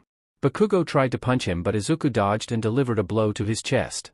Following it up, Izuku delivered a chop to Bakugo's neck. Bakugo tried to grab at Izuku, but Izuku's guard was up now, and when it came to hand, Izuku was clearly superior, and he foiled any of Bakugo's attacks while delivering his own in return. Izuku knocks Bakugo back to the ground. Bakugo tried to get up. But between his exhaustion and his injured arms, he knew that wasn't happening. Bakugo knew he was beat. "All right, you win, BSTRD," Bakugo said. Izuku smiled and let out a breath he was holding before falling down next to Bakugo. For a while, the two of them just laid there breathing heavily. After a few minutes, Izuku got up and offered a hand to Bakugo. Bakugo took it, seeing as it was the only he was getting up. Hoisting Bakugo over his shoulder, Izuku helped Bakugo down from the roof and back into his apartment. Izuku laid Bakugo out in the coach, took out a first aid kit from underneath Bakugo's other couch. "I don't remember that being there," Bakugo said. "It wasn't.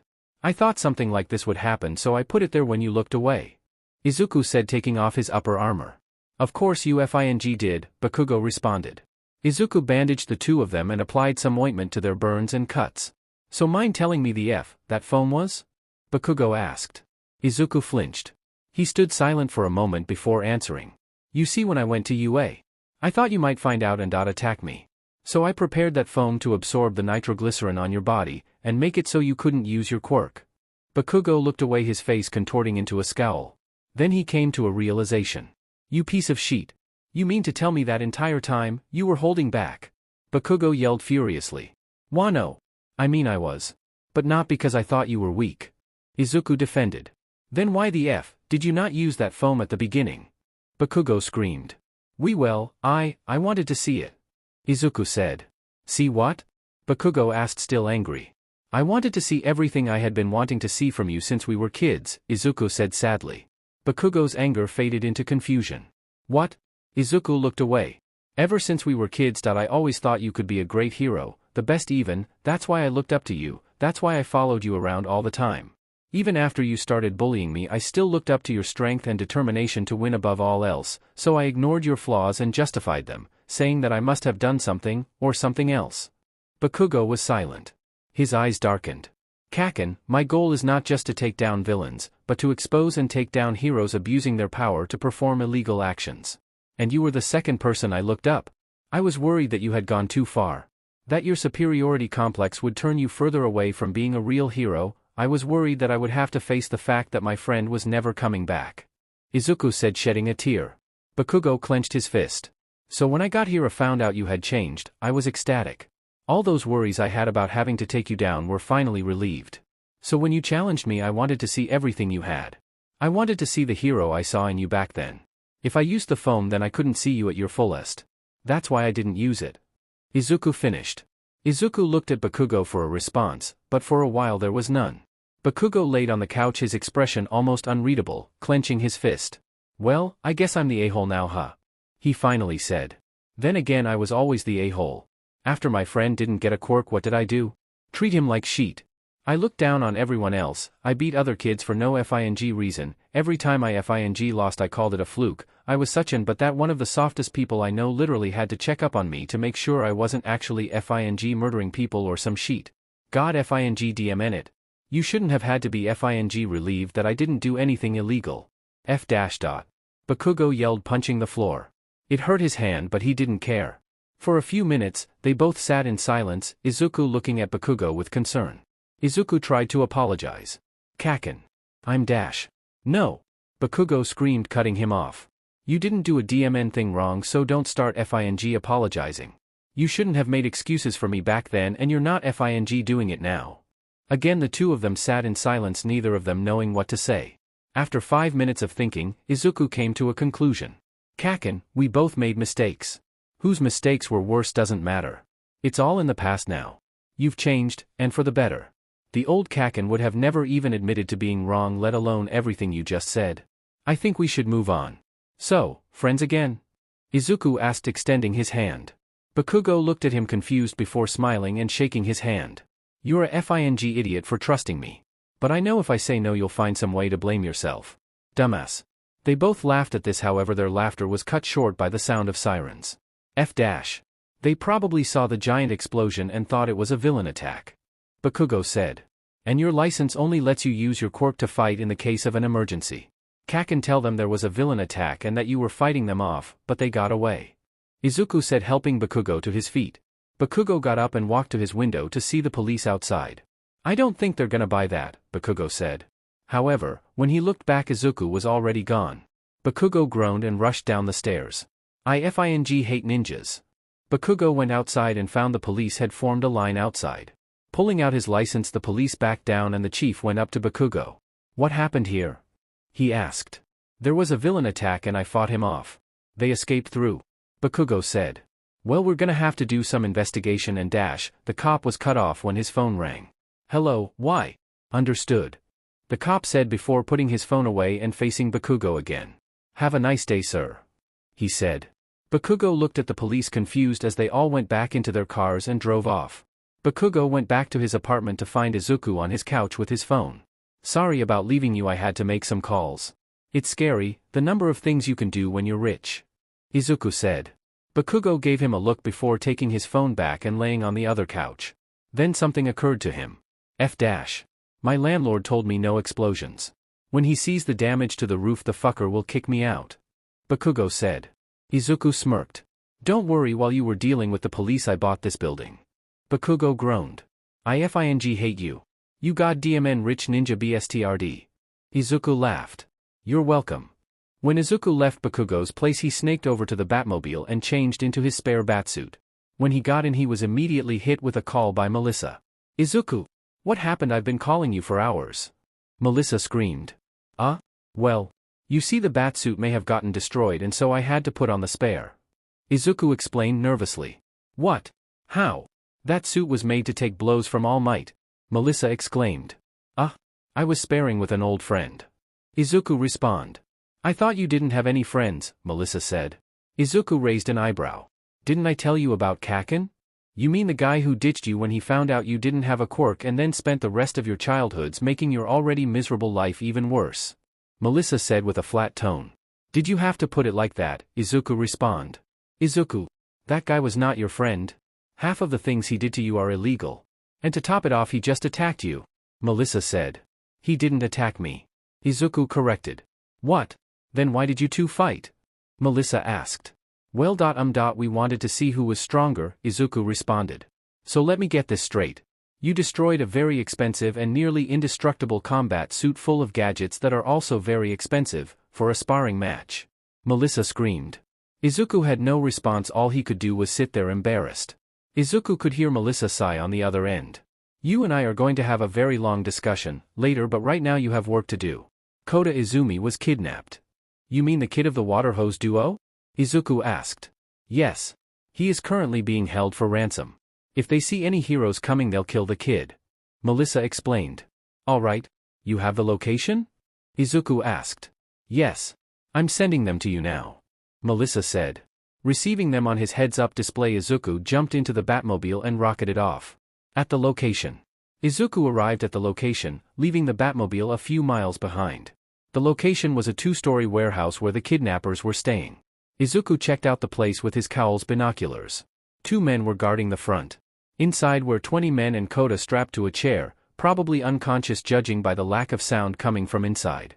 Izuku got up and winced in pain. He put a hand over his broken ribs before looking back at the warehouse and headed in. Melissa is going to kill me, but I can't leave Kota here. First priority, gets Kota to safety, then deal with the villains. Izuku thought.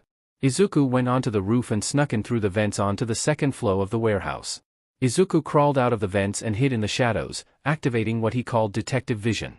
Detective Vision scanned the area and kept count of the number of enemies. It also looked at their weapons and quirks and kept track of that too. It was fantastic for stealth, however not so good for direct combat, as Detective Vision used X-rays which not only made his opponents look like skeletons but also covered them in a blue glow, making hand-to-hand fighting difficult. As one of the men came by, Izuku rushed him, pulling him into the shadows and slamming his head against a wall. Izuku then looked around and took notice of something odd. Apparently, 3 other men had been taken out. Then Izuku saw it. A thread moving through the air giving off a human heat signature. Headshot. How did he know of this location? The only people who should know are me, Melissa and the water hose duo. Questions for later. For now, I should take this opportunity to get Koda and get out. Headshot should take care of the rest. Izuku thought. Izuku threw a smoke pellet down where Koda was and knocked out the 2 guards next to him with swift punches to the face. He heard the sound of the villains panicking and then being knocked out. He slashed the ropes tying Koda to the chair with the blades on his arms. Izuku took the unconscious boy and ran for the front, knowing that the 2 guarding it had been knocked out. Izuku pressed a button on his belt summoning the Batmobile, and in no time it was there. Izuku put Koda in the back seat and took off. After driving a few miles away, Izuku stopped and got out. Izuku leaned against the car and waited. After a few minutes, Headshot appeared. How long have you been following me? Izuku asked. How do you know I was following you? Headshot responds calmly. There is no other way you could have known this location. Even if you were on patrol and randomly decided to check out this unsuspecting warehouse, it's unlikely that you would arrive at the same as me. If you had arrived any earlier, then everyone would have already been unconscious when I showed up. If you had been any later, then everyone would have already been unconscious by the time you showed up. The most likely conclusion is that you used your quirk to spread yourself so thinly inside the Batmobile that the scanners couldn't detect you and snuck along for the ride. So, how long have you been following me? Izuku answered. Impressive. So you're a detective on top of being a warrior. A useful set of skills for someone who has to work by themselves. Except you're not alone, are you? Headshot said. Izuku gritted his teeth. It's a good thing only he could hear Melissa when she called, otherwise both their identities would be exposed. And why exactly did you go through all that trouble? I could get you arrested for this. Izuku said. Headshot chuckled. That would require you to have evidence. Something I doubt you have, considering I avoided all your security measures. True. But unfortunately for you, my cowl records everything I see. Including this conversation. Izuku responded. Headshot's eyes widened and then his face became serious. Don't worry. I won't press charges if you tell me why you were following me. Izuku said. Headshot paused for a few moments before he answered. Why else? I wanted to know your identity. The police are very interested in finding out, so I decided to lend a hand. Izuku shook his head. It's no use lying to me. My cowl can sense any signs of lying. Heartbeat increase, facial contortions. You can't hide the truth from me. Headshot glared. Now tell me the truth or else. Izuku finished. Headshot continued glaring at him before sighing. Fine. I've seen the way you fight. Your movements, your tactics, your way of attacking. All of them are eerily similar to those used by the League of Assassins. Headshot said. There was a pause as Izuku took in what he just said. So you know about the League of Assassins. Surprising considering that very few people ever hear about them and live. Izuku said. Yes. My clan had fought against them for centuries. A war that we lost. Now there remain only a few members of my clan. When I saw you, I thought that the League had sent a high-ranking member to dispose of me. Tell me, Batman, is that the case? Headshot asked, entering into a battle stance. No. I trained with the League. Nothing more. Izuku said. Headshot did not look convinced. Izuku sighed. If I was sent to kill you, then why would I be doing any of the things I am doing? If I was trying to kill you, why have I made no attempts to do so? Headshot stayed in battle stance for a little while before relaxing. Alright. I don't fully trust that you're not a member of the League. But I will give you the benefit of the doubt for now. I must warn you, however, if other members of my clan see you, they may not be as easy to convince. Izuku nodded. Thanks for letting me know. I suppose we both got useful information out of this encounter. Just know that if you intend to stalk me again, it won't be so easy. I expect nothing less, Headshot said. Then Headshot unraveled and traveled away in the wind. Izuku watched him leave. His thermal scanner active in case he tried to sneak in again. After a few minutes, Izuku deactivated his scanner and jumped in the Batmobile. Izuku started the engine but noticed that Koda was starting to wake up. Koda looked around tiredly before his eyes landed on Batman. BB Batman. He shouted, freaking out with tears welling up in his eyes. Izuku sighed. He had hoped the kid would be asleep until he got him to his parents. Izuku knew that his armor was not exactly a comforting sight and the poor kid was probably terrified. It's okay. I'm going to get you to your parents. The people who kidnapped you have been taken care of and are being arrested. Everything is going to be okay. Izuku reassured. The kid looked at him and wiped the tears away. He didn't say anything. He didn't look like he was going to cry anymore, but he did still look terrified. Deciding that this was about as calm, the kid was going to get Izuku rocketed off.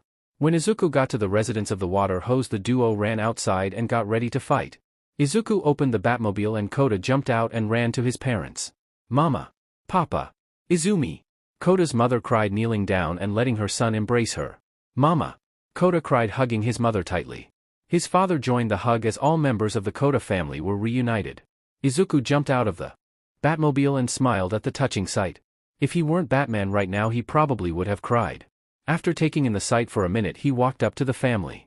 Sorry to interrupt the moment, I just wanted to inform you that the people who kidnapped your son have been taken care of and should be being taken to jail as speak. The two adults looked up at Izuku for a moment before standing up, Koda's mother still holding Koda. Thank you. I don't think we could ever thank you enough for saving our son. The mother said, setting down Koda and bowing. Yeah. That ransom was more money than we had. If it wasn't for you, then who knows what those BAS. Koda's mother glared at him. Bad people would have done to him.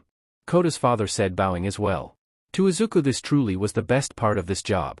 Not the praise, but looking at the happy faces of the people he has helped never failed to put a smile on his face. It's fine. You don't need to thank me. I'm just Izuku cried, the adrenaline in his body wearing off, allowing him to feel his broken ribs and burns.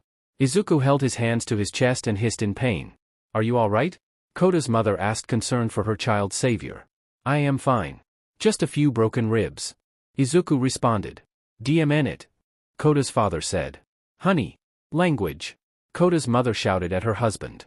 Sorry, dear. Koda's father said. Koda walked up Izuku and bowed, tears once again gleaming in his eyes. I'm sorry. If I had been stronger, then I wouldn't have needed to be rescued, and then you wouldn't have got hurt. Izuku paused for a moment, looking at the crying child, and then a memory flashed through his mind. Why am I so useless? Why couldn't I save her? What type of hero can't even save their own mom? Izuku shuddered. Even if it was only a little, this kid was reminding him of himself. Izuku didn't know what to say.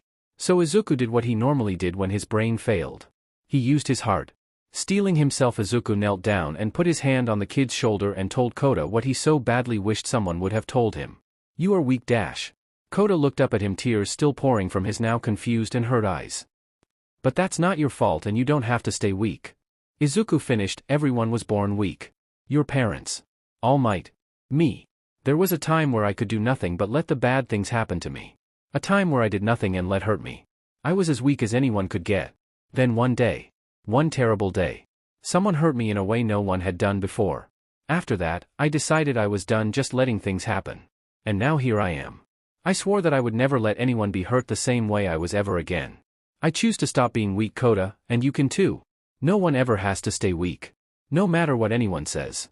You never have to stay weak. Physically or mentally, you can always grow stronger. And I believe you can be stronger, Koda.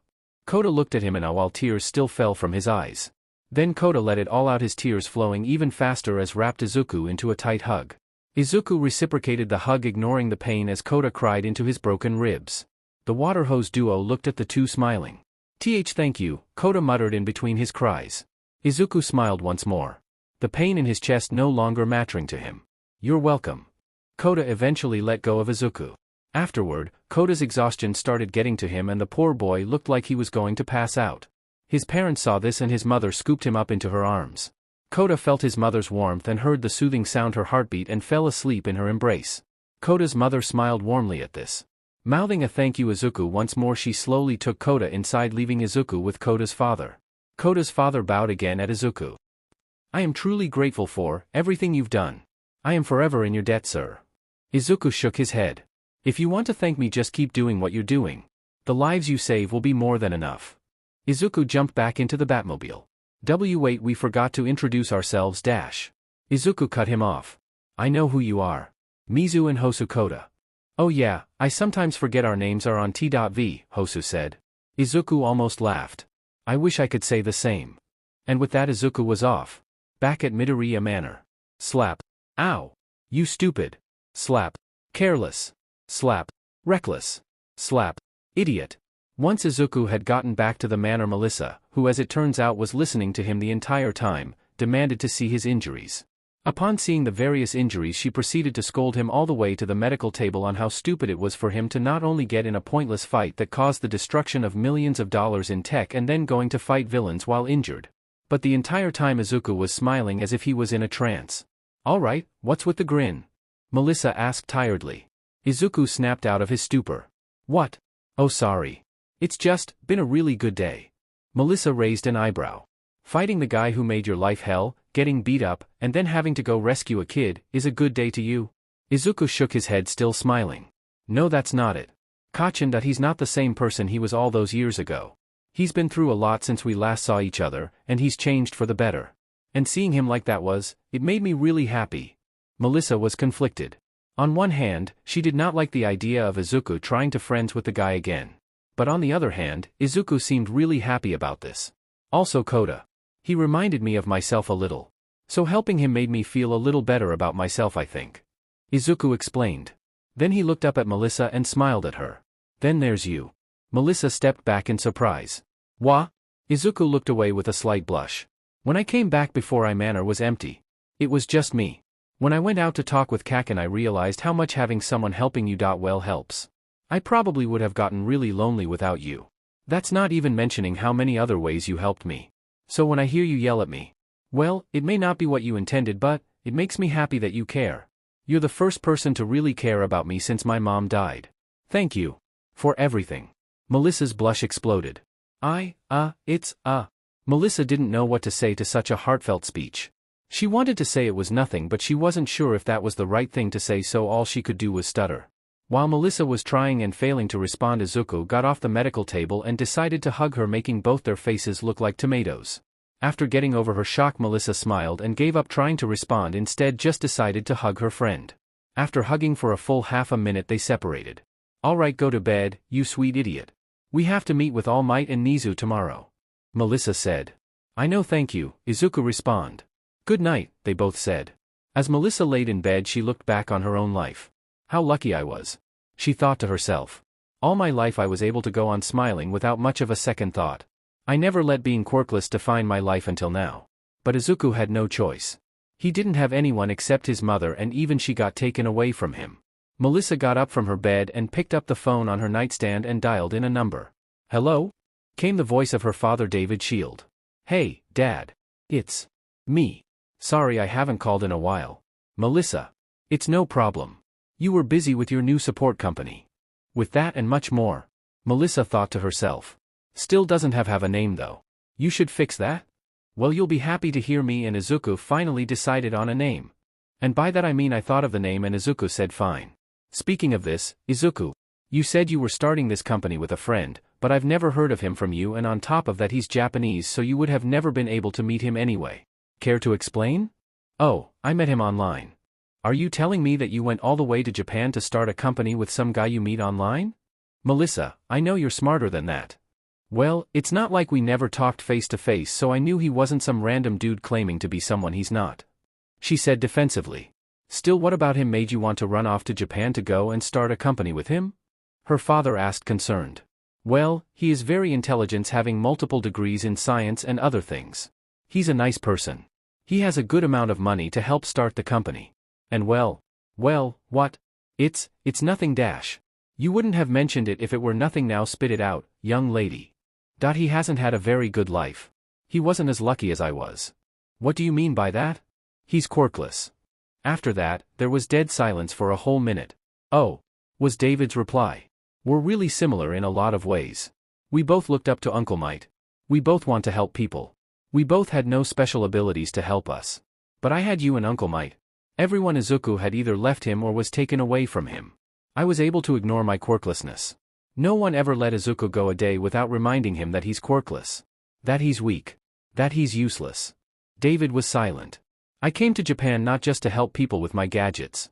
I came to help Izuku with my support. Melissa. David sounded like he wanted to say more, but Melissa cut him off. I'll be his hero. And together we'll be heroes for everyone else.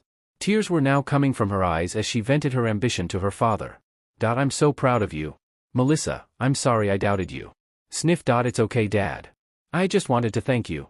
Looking at Izuku makes me see just how lucky I am to have you. Thank you. You don't need to thank me. It's my job as a parent to make sure you have a good life and a bright future. Although you did most of that for me. You didn't let your quirklessness stop you. You made all those achievements. Honestly, you basically raised yourself. As if it weren't for you I would have never had any of the opportunities one had without you.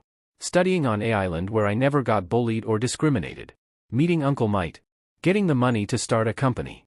Not to mention thanks to you the Shield name became famous and my company became popular. Well, I guess we're both responsible for you being so great, David responded, chuckling. They both laughed. Well, I think I'm going to go to bed now. Good night, Dad. Sweet dreams, Melissa. He hung up. Melissa put the phone back on her nightstand and laid back down in her bed. Izuku, I'll be your hero. And the first step in doing that is to save you from yourself. She thought as she drifted off to sleep. The next day, Yagi felt like he was in over his head. Now that might sound strange coming from the number one hero. Surely nothing was over his head, right? Well, it was kind of like if you asked a baker to fix a car or lawyer to arrange flowers. Intelligence was not really his forte. Not to say he was dumb, but he certainly wasn't the number one hero because of his brains. He had so many questions. What was this goal that Izuku and Nizu had? Why was a quirkless young man going around fighting villains unlicensed? How did he meet Melissa and why did they start a support company together?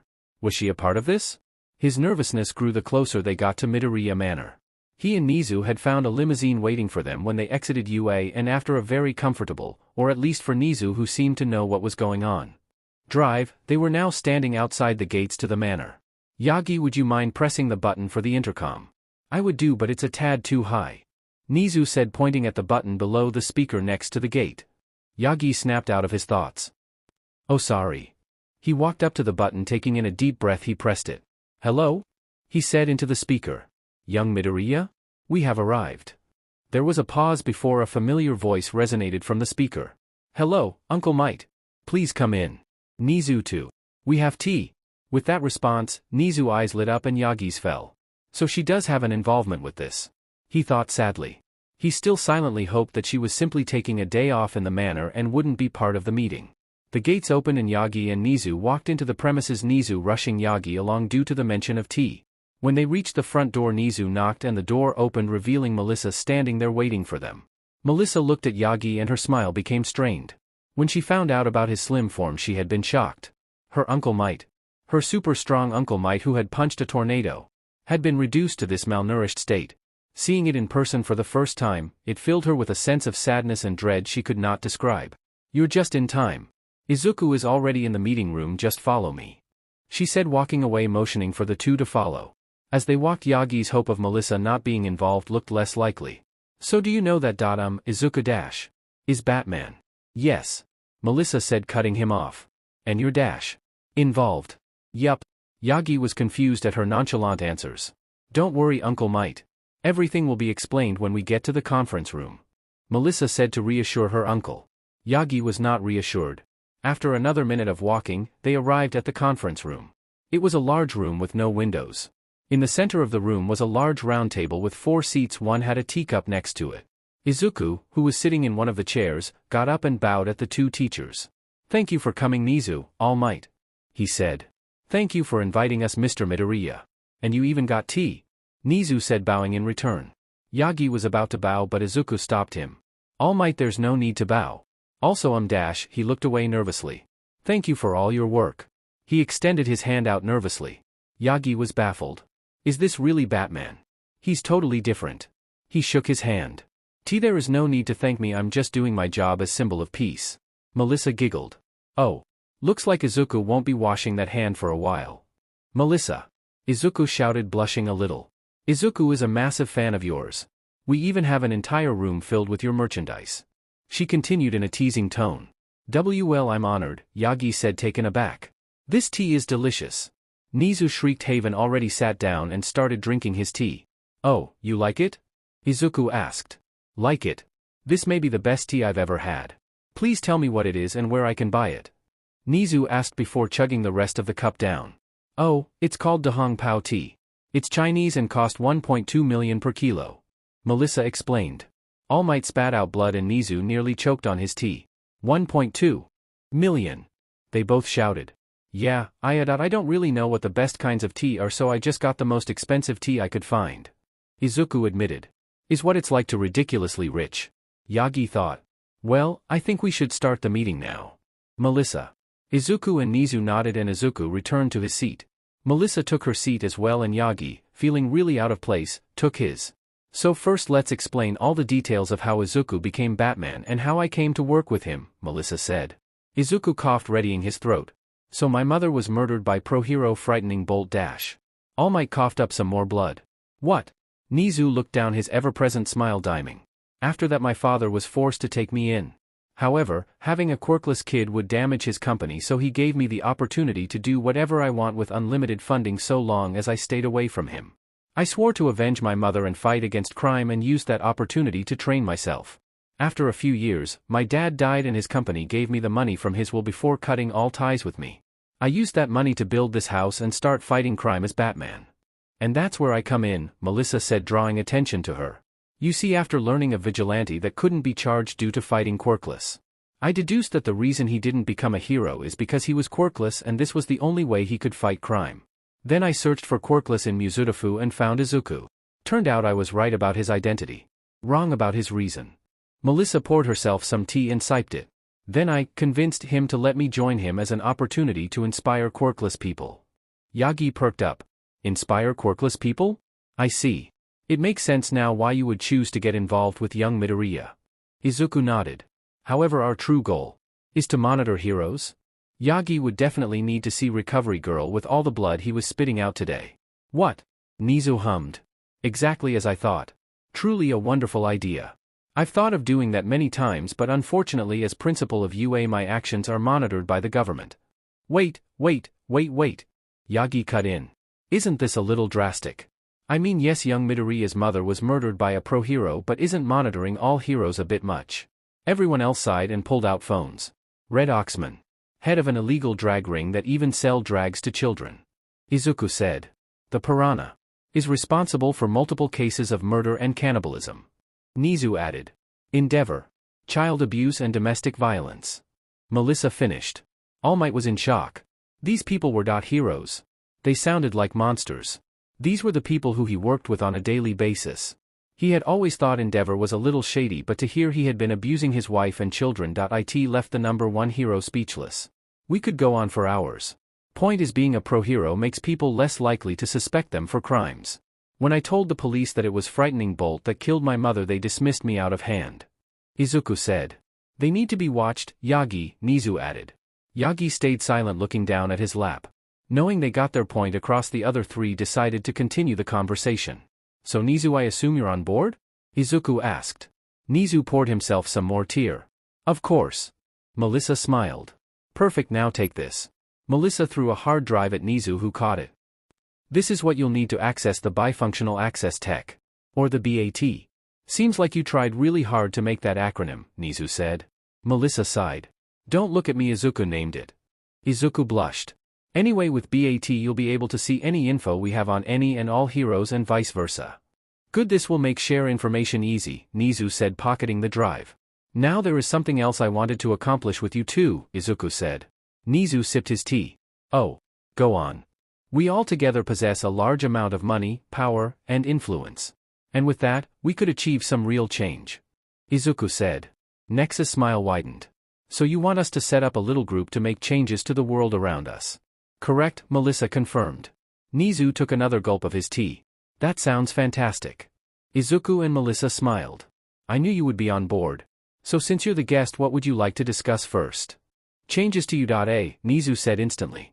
I've been wanting to make changes to how UA is currently working for a long time, but the government won't let me. Well, we already have some influence in the government, so we'll just bribe a few politicians and blackmail a few more. They shouldn't be a problem. Melissa said. Who was it with unchecked power again? Yagi thought. Perfect. Now I can increase security and install certain training equipment. Nizu said, his tail wagging excitedly. Also, can we do something about the hero course entrance exam? Izuku said. Yeah, that exam is such trash, Melissa added. Nizu groaned. Yes, I'm aware. I've been trying to think of changes for a while, but I've been busy. Izuku sighed. Well, we can think of something later, I suppose. I would like dash. Wait, Nizu said, cutting him off. One more thing. I would like to have you teach at UA Midoriya. Izuku's eyes widened. What? Well, I would like Yagi to take a more supportive role as a teacher in UA, considering the fact he's not very good at teaching. It would also give him more time to focus on finding and teaching his successor. Nizu explained. Yagi wanted to freak out at Nizu all but revealing one for all to Izuku and Melissa, but he had a feeling that the two already knew. Well, Izuku seemed hesitant. He would prefer to spend his time patrolling or looking for info on Bolt. I think it's a great idea. Izuku, you're great at analyzing people's strengths, weakness and fighting styles, and on top of that you know like 50 different types of martial arts. Also, most of your patrolling goes on at night anyway. Melissa said. Izuku looked at the two and sighed. Well, I guess. Fantastic. I'll see you on Monday then. Nizu said, reaching over and extending his paw. Izuku extending his hand and shook the principal's paw. His fur is soft. Izuku thought. Speaking of Uncle Might's successor, why haven't you introduced him Mirio Togata yet? Melissa asked the rat-bear-dog hybrid. I was waiting until they met naturally, but with Izuku as a teacher it would be best to introduce the two, Nizu responded. Who is this Mirio Togata? Yagi asked. The person who will probably be your successor. He's like a mini-you. You'll love him. Izuku said. All Might nodded. It sounded to him like this kid was a good fit. Well, we can save that introduction for later, Izuku said as his mood shifted, becoming more serious. I have something that needs to be discussed. Endeavor. Nizu sighed and Melissa's smile fell. We can't touch him right now, Nizu said. What? All Might yelled. Unfortunately, revealing his crimes would cause a panic. We plan on revealing a lot of pro-heroes, and that by itself will cause people to lose faith in heroes, and if people found out that the number 2 hero was also committing such crimes, then the fallout of that revelation will be massive. Especially considering he'll be number 1 hero when you retire. Melissa said sadly. Still, we can't just let him get away with it. He is the number 2 hero to commit such atrocious acts and call yourself a hero. Yagi slammed his hand on the table. It's unforgivable. Izuku grit his teeth. I don't like it either, All Might. But weighing our options, it's better to just leave it be for now. Trust me, we will expose him eventually. But for now, our hands are tied. Yagi's grit his teeth as blood leaked out of his mouth in rage. Still, we have to at least remove young Todoroki and his sister from his household. Nizu shook his head and sighed. No, I'm afraid that would cause too much suspicion. However, Melissa butted in. I do have something that would solve that problem, and I think Nizu is already working on it. Dorms. Nizu's head rose. Ah yes, the dorms. I was working on those, but the government was giving me problems, but with your help, that shouldn't be a problem. Yagi calmed down slightly. At least young Todoroki won't be stuck in an abusive house. Yeah, thanks to the sports festival all their identities will be known to the public, and with things like the League of Villains out there it would be all too easy to kidnap or even kill one of them, Izuku said. Speaking of the League, have you found out anything useful with the Nomu sample? Nizu asked. Not much. We managed to find out his identity, but he was just some low-level thug. Izuku explained. However, with him being turned into a mindless monster and being given multiple quirks, it's safe to assume All for One is involved, Izuku said with a serious expression. Yagi froze. He was afraid of this ever since he heard of the Nomu that All for One had been responsible. That he failed. It's still possible that this Nomu was created before All for One's reported death, but it's possible he survived his battle with All Might. Izuku continued. It's also possible that there could be more of these creatures lying around. We will have to wait and see, I suppose, Nizu said, taking another sip of his tea. After a minute pause, Melissa chimed in. Well, I think we are almost done here. Just one more thing I would like to discuss. I would like UA to partner with Clover Shield Industries. Is that the new name of your company? Nizu asked. Yes. I would like UA to partner with us, and we will supply materials for your support course and provide the upgrades for your security system. She explained. Also, if we do this, it will provide a cover story for our meeting. Nizu nodded. Well, that sounds like a good idea. Melissa smiled. Excellent.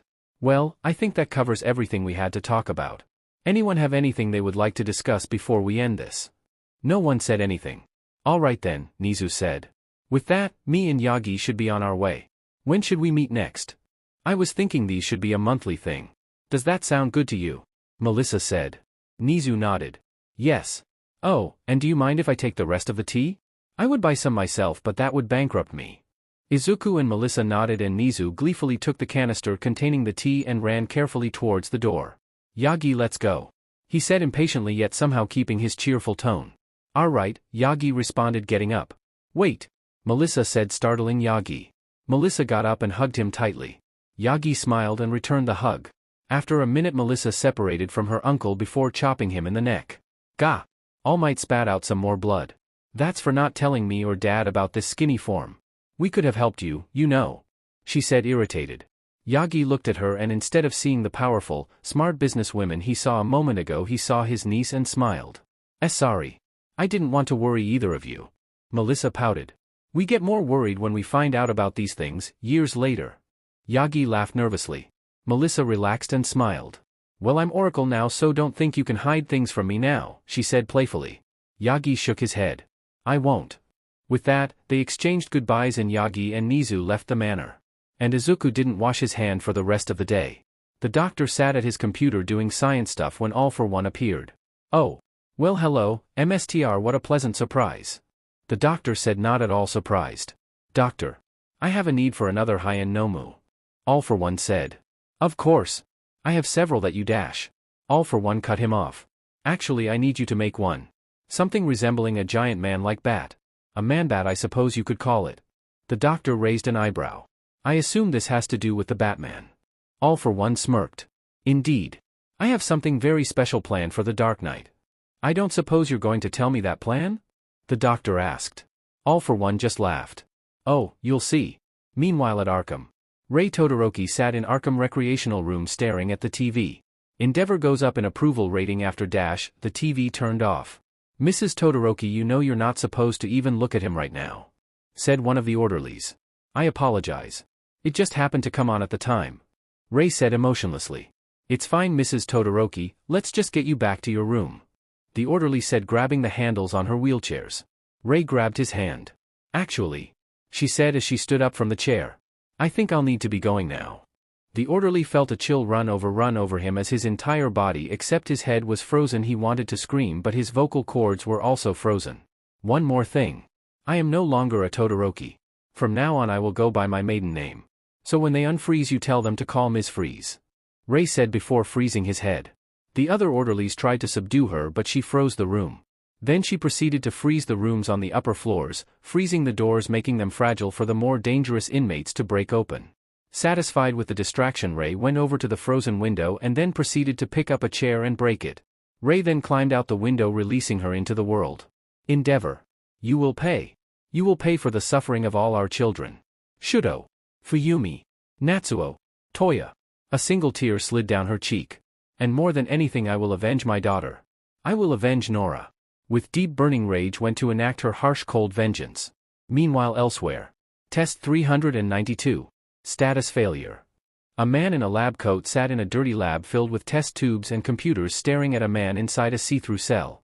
The man in the cell was trembling, shaking in the fetal position. He was covered in his own excrement and filth. He was also wearing a mask that resembled a bird's beak.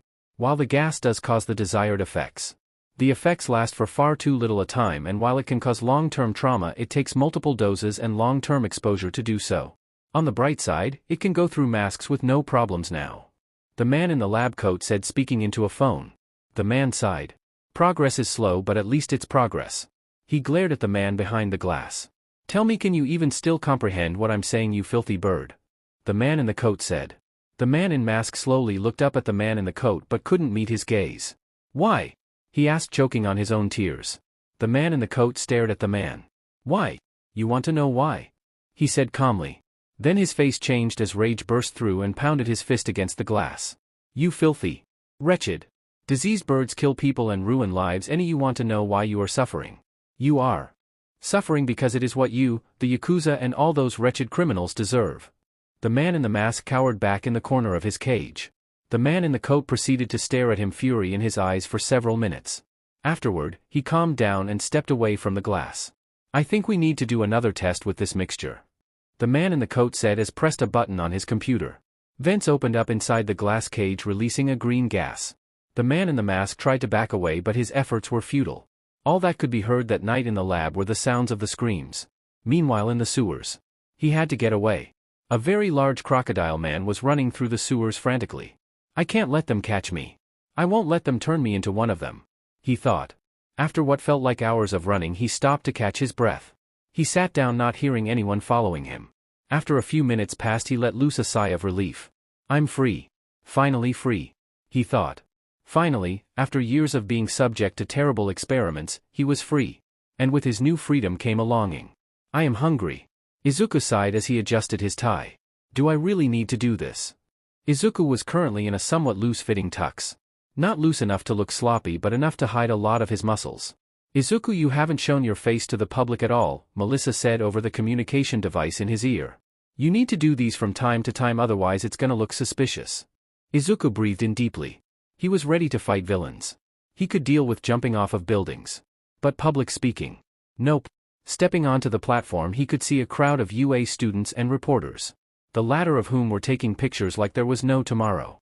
The teachers and Mizu were also on the platform sitting down behind where he would be standing. Looking at the crowd, Izuku did what he and Melissa had planned. He let all his insecurities and fears wash over him. He stepped up to the mic. Hey. Thank you for coming. I am Izuku Midoriya. Although you probably knew that. He paused as he looked at all the eyes that were on him. Good God, he hated attention. He was a stealth-based fighter for a reason, damn it. So I have come to announce that our company Clover Shield Industries will now be partnering with UA. At this statement, people began to speak to each other. Some whispering and others not even bothering. Does this mean the support course won't be making the hero course's gear? One student asked. Clover Shield? That sounds like a ship name. Another student said. Izuku cleared his throat, gathering their attention back on him. You don't need to worry, support course. You guys will still be making the gear for the hero course. We will just be providing better materials. We will also be the ones to replace a student's gear if they keep breaking it. You guys do need your free time after all. Izuku saw some of the support course breath a sigh of relief. And Izuku continued. Lastly, we will also be helping UA in its endeavor to upgrade its security. Now is there any questions? Suddenly the media exploded with questions. Izuku picked a reporter at random. You. What's your question? Mr. Midoriya, why has it taken you so long to show yourself to the public? Ms. Shield has had several conferences but until now we haven't heard anything about you. Well, Izuku said, twiddling his thumbs. I don't really handle crowds too well, so I mostly let Melissa do the talking. Another reporter stood up. And what is your relationship with Ms. Shield? We are friends, of course, Izuku responded. Just friends? Another reporter asked. Because I find it strange for people who are just friends to call each other by their first names and live in the same building. Could it be that you and Ms. Shield are in a romantic relationship? What? He and Melissa shouted in unison. The UA students exploded into gossip. OMG, maybe that's why their company sounds like a ship name. Really? This guy? I think she could do better. What are you talking about? He is adorable. Look at his face. This was something he genuinely was not prepared for. Which only served to make him blush even harder than he already was, if that was even possible. Izuku, say something. I don't want my dad marching over to Japan to give us the talk. Melissa shouted in his ear. Izuku tried to say something but nothing came out. He was just so embarrassed he could do nothing but stand there, his face red and his mouth agape. After several minutes of Izuku trying to regain his composure, he finally managed to squeak out some words. We aren't. No, there's nothing like that happening. We're just friends. Yes, she's pretty and smart and nice and dash. Stop. Melissa yelled, blushing intensely over at the Batcave. This rant only made the gossip worse. As the gossip continued to get out of hand, Present Mike stood up and suddenly screamed at the sky. Yo! Everyone fell silent and Present Mike sat back down. There was a pause before Izuku spoke up. Thank you. So, as I was saying, me and Melissa are not in any sort of romantic relationship. We met online and we saw that we both had one big thing in common. Be quirkless. We were both smart and we both had a large amount of money, so we decided to start a support company. Not even giving Izuku time to breath, another reporter asked another question. Sir, why did you decide to go into the support gear business in the first place? You see, when I was younger I wanted to be a hero, but due to my condition, it seemed impossible. At first, I clung on to that dream. I would say I wanted to be a hero, but I never worked towards it because of how impossible it seemed. Izuku paused. And then my mother died. The mood changed. All the press who already knew about his mother's death stayed silent, knowing that if they did anything stupid it would cost them their jobs. The students who hadn't known this were shocked at this sudden revelation. Many of the students gave Izuku looks of sympathy and pity and waited for him to continue. After that day, Izuku continued. Everything changed. I wanted to be a hero so desperately, but no matter how much I wanted it, no matter how bad I tried, it still seemed just as impossible. So I shifted my focus. If I couldn't be a hero, then I would help the people who were heroes. After my mother died, I was sent to live with my father. He was a wealthy businessman in America. I hated him at first. I thought I could never forgive him for just leaving Mom. But I didn't have to put up with him for long. Because gave me the opportunity of a lifetime. The news people perked up. This could be a major scoop. My father thought having a quirkless kid would be bad for his business. That's why he left me and my mother. However, now that he was forced to take care of me, he was in a bind. He couldn't leave me up for adoption or disown me because that would require paperwork which the media could potentially find. So he came up with a different solution. He would give me anything I wanted, let me go anywhere, as long as I stayed away from him. The crowd gasped. And all the students started whispering to one another. What a dash. That's effed up. Man, God really hates this guy. Oh boo-hoo. He's rich. Disregarding that last statement, Izuku continued. I took the offer, of course. And with that time I secretly studied all I could about how to make support gear. Eventually, however, my father died as well. He actually did leave me a lot of money in his will. Later, after meeting Melissa, I used that money to help start Clover Shield Industries and to build my manor. And so that's how I got to where I am today. The audience applauded and Izuku felt slightly weirded out that his life story seemed to be so entertaining. Nizu got up and picked up a microphone. Well, that's all for today. Please disperse and students please return to your classes. Later. Izuku sank into the couch and sighed. This was more exhausting than fighting Kaken. Well, at least I don't have to patch you up afterward, Melissa said. Also, you are aware that now everyone thinks we are in a relationship, right? Izuku groaned into the couch. DMN Media. Can't we just buy them? Melissa sighed. That would be suspicious, so no. Nizu walked into the room. The first time is always the worst. He said, sitting down beside Izuku, whose face was still firmly planted in cushions. They say that about everything.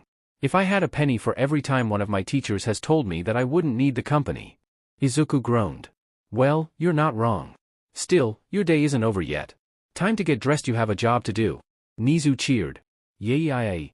Izuku groaned, muffled by the pillow. Later with Class 1A. Class 1 have to inform you that due to personal reasons All Might will be unable to teach for the time being, Eraserhead said to his class. What? Responded most of the class except for Todoroki and Tokoyami, and even those two looked visibly shocked. Eraserhead sighed. It was what he expected, honestly. All Might was the #1 hero, so hearing that they could no longer be taught by him would no doubt be a disappointment. Sensei, what do you mean by personal business? Mina asked, raising her hand despite already asking her question. To be honest, I don't know. They haven't told any of us teachers specifically why he's leaving and refused to do so. Eraserhead responded. Wait, so All Might just leaves and doesn't tell anyone why? Zero yelled. Relax, I'm sure it's probably just some secret hero stuff. Respond Kaminari. I mean, it's All Might after all. Yeah, but do you really think they would ask All Might to do a secret mission? Jiro asked. I mean, yeah, he's the #1 hero and all, but still All Might doesn't exactly scream subtlety. Ida raised his hand.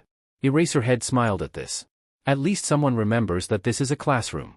Yes, Ida? Sir, if All Might is unavailable, then who will be teaching our hero course class? Ida asked, chopping the air. Eraserhead put his hand over his face and sighed. They didn't tell us that either because Nizu enjoys watching me suffer. This brought out some confused muttering in the class until Kirishima got an idea. Wait, if they didn't tell you who it was, then that means it's probably someone new. He said.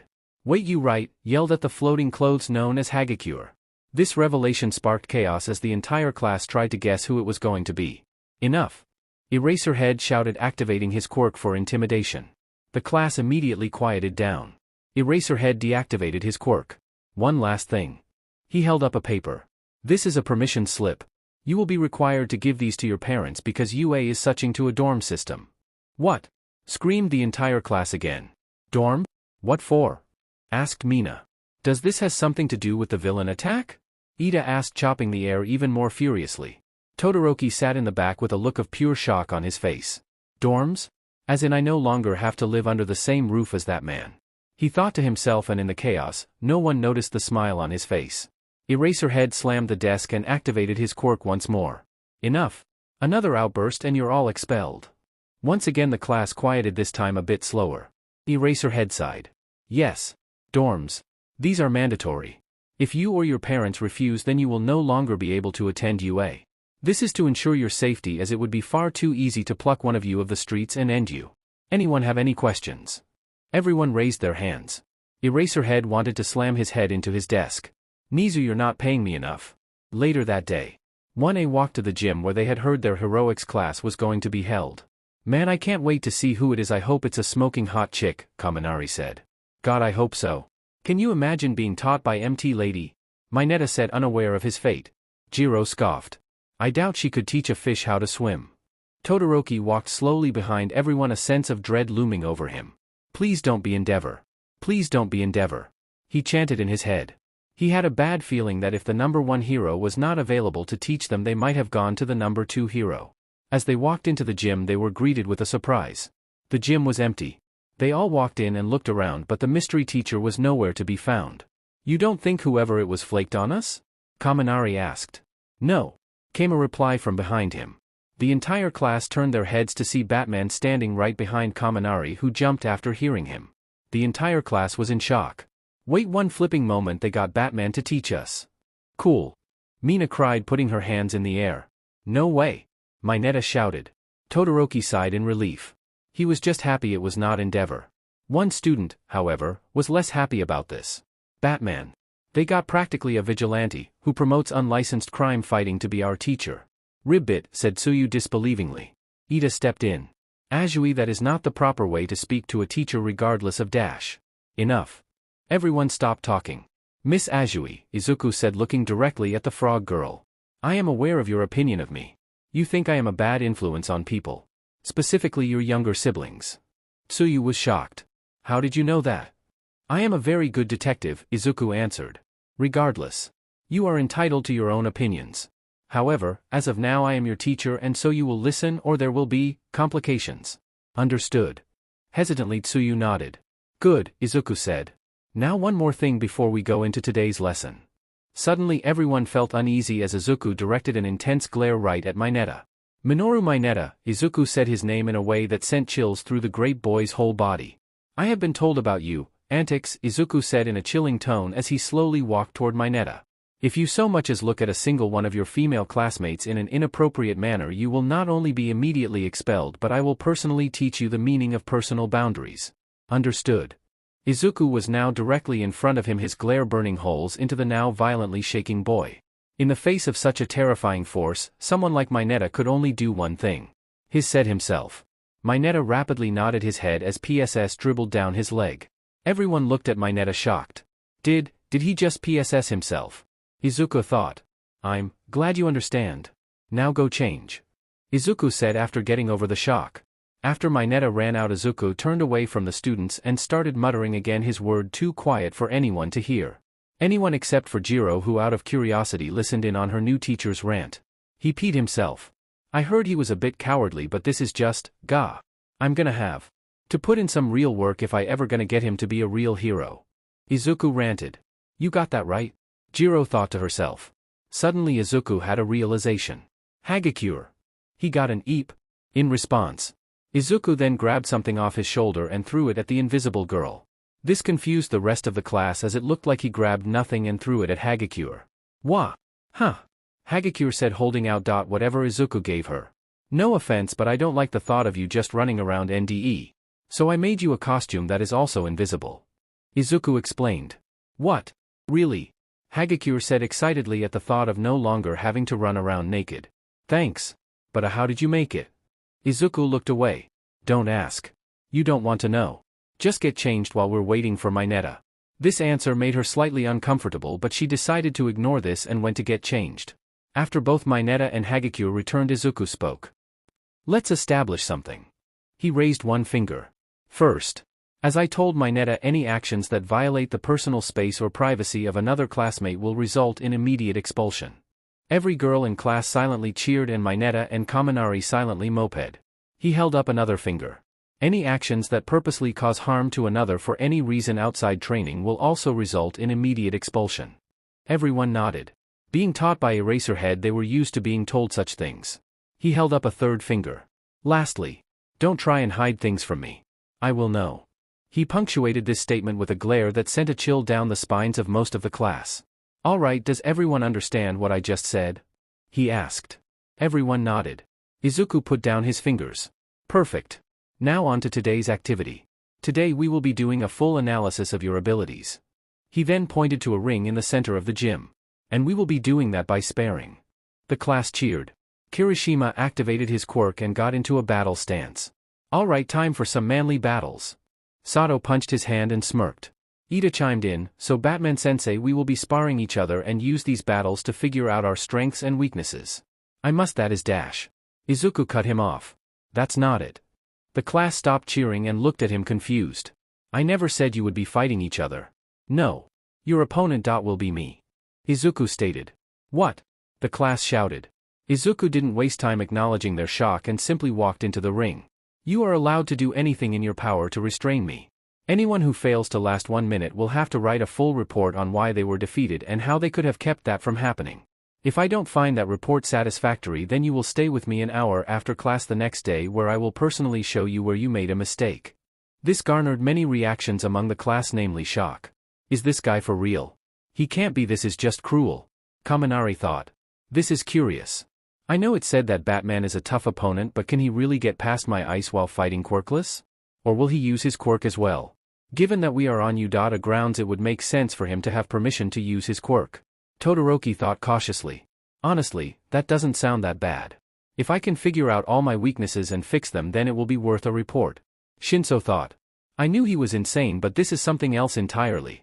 Expecting us to fight someone who has beat multiple pro heroes at once, and it doesn't look like he is gonna give us a handicap either. So you thought. Going hand to hand with Batman.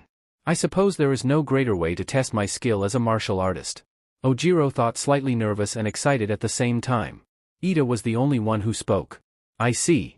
Having to fight someone such as yourself will truly put the skills we have gained to the test and point out our flaws. Sensei, is it okay if I write the report even if I last over a minute? Izuku was baffled once more. That's fine, I suppose? Ida nodded. This class is strange. But still, they should be interesting to analyze. Izuku thought to himself. All right, Izuku said. We will be going in seating order. So first up is Yuga Aoyama. Ah. Time to show you how I shine, sensei. Aoyama said, striking a pose. Stepping into the ring, Aoyama stood against Batman, totally unaffected by his intimidation factor. Begin. Izuku signaled. Aoyama readied his laser and Izuku pointed his grappling hook at the class. Just before Aoyama shot his laser, Izuku activated his grappling hook and it wrapped around Hagakure. Ha! Hagakure yelled as she was suddenly pulled towards Izuku. Aoyama shot his laser and just before it hit Izuku, Hagakure was pushed in front of him and the beam hit her instead. And it bounced right off of her. Surprisingly, Hagakure laughed at this. Ha ha ha, stop. It tickles. What? The class yelled and Aoyama took a step back in shock. I said we could use our surroundings, Izuku explained. That includes the spectators. That being said, I won't do anything that will harm you outside of our own fights. The class let out a sigh of relief. Wait. But why didn't Aoyama's beam hurt me? Hagakure asked, just realizing she had been used as a human shield. I'll explain after the fight, Izuku said as he moved towards Aoyama while holding Hagakure out in front of him. I am so glad she's not naked. Izuku thought to himself. Aoyama freaked out and started firing his laser off repeatedly, but all he accomplished was giving himself a stomach ache and forcing Hagakure into a giggling fit. Once Izuku got close enough, he threw a bolus at Aoyama, tying him up. Aoyama struggled for a little bit before calling the match. 38 seconds. I look forward to reading your report, Aoyama. Izuku untied Hagakure and Aoyama. Hagakure, the reason you were able to deflect Aoyama's beams is because they are made of light. And your quirk deflects light. Izuku explained. Cool. Cheered Hagakure. If they're light-based then yes, Izuku said. Oh. Hagakure said. Wait. Does that mean I'm laser-proof? As the two walked back to where everyone else was, Hagakure whispered to Aoyama. Sorry for being the reason you lost. Even though I didn't really have a choice. Aoyama merely shook his head. Not a problem.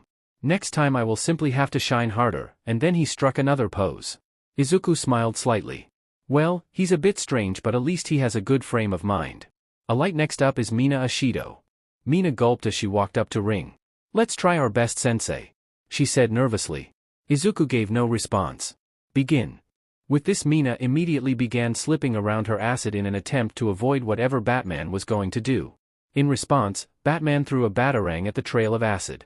When the batarang hit the acid, it released a shock that the acid conducted and it shocked Ashido. Fortunately for her, the shock did not last long as the acid ate away at the batarang, cutting its effect short. Unfortunately for her, the shock she did get was more than enough to send her to the ground. Izuku threw a pellet at her, and when it hit, it trapped her in foam. Mina tried to melt her way out, but for some reason her acid did nothing. See, as she couldn't escape, Izuku called the match. 48 seconds. In case you're wondering, that foam is made to counter secretion quirks. It absorbs all kinds of fluids, acid included. Mina ground at having to write that stupid report. Well, on the bright side, you now know that your acid can conduct electricity. Trust me, that will be useful to know in the future. Izuku said, throwing a pellet at the foam, causing it to dissolve. I guess. Mina pouted. Alight next, Tsuyu Azui. Asi hopped into the ring and faced her teacher. Begin. Tsuyu crouched and stayed still, waiting for Izuku to make the first move. Izuku throws 3 batarangs her way. Tsuyu jumped to the side to avoid the first one, then she jumped into the air to avoid the other one. Izuku pulled out his grappling hook and fired it at her. Tsuyu quickly used her tongue and attracted to a rock and pulled herself down, avoiding the attack.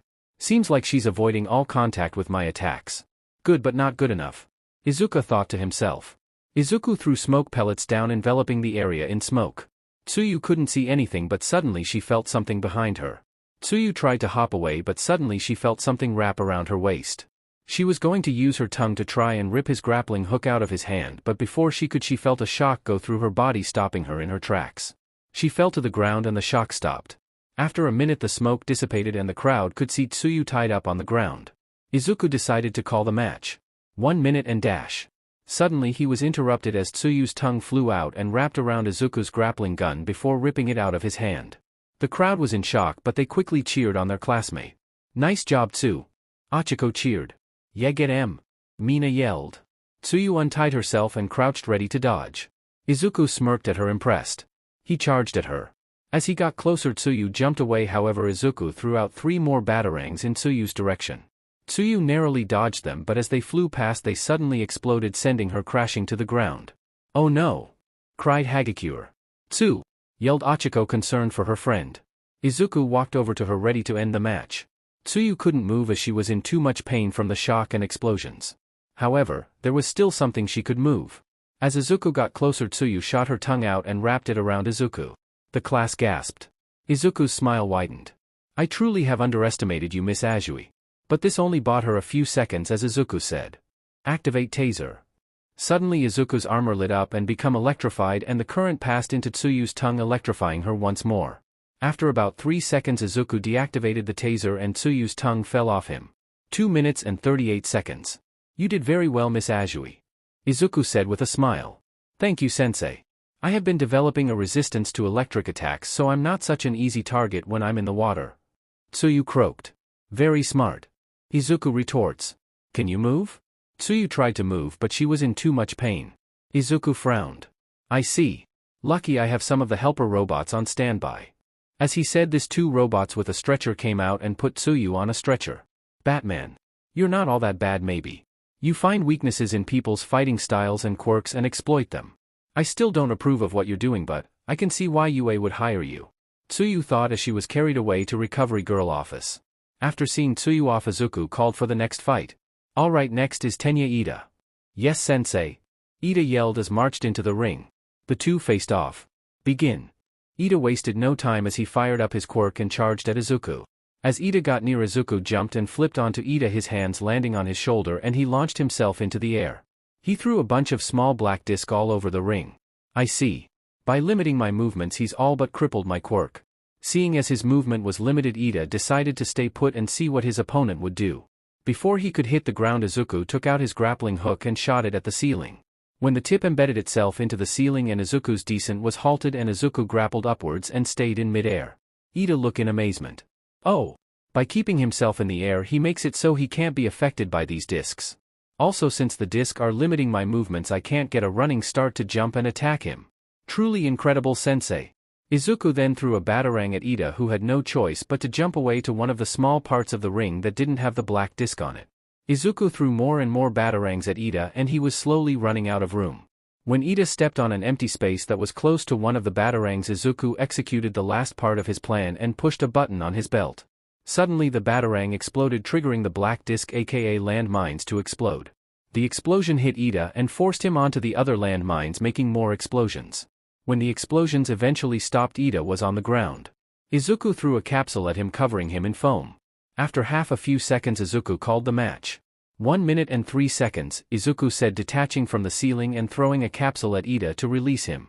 Ida picked himself up and bowed at Izuku. "Thank you, sensei. Your exploitation of my weaknesses has taught me much. I will use this lesson to improve myself further." Izuku was surprised at how energetic he was after all that, but he supposed that was a good thing.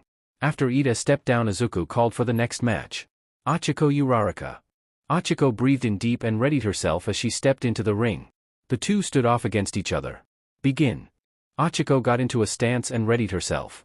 Izuku wasted no time and charged at her.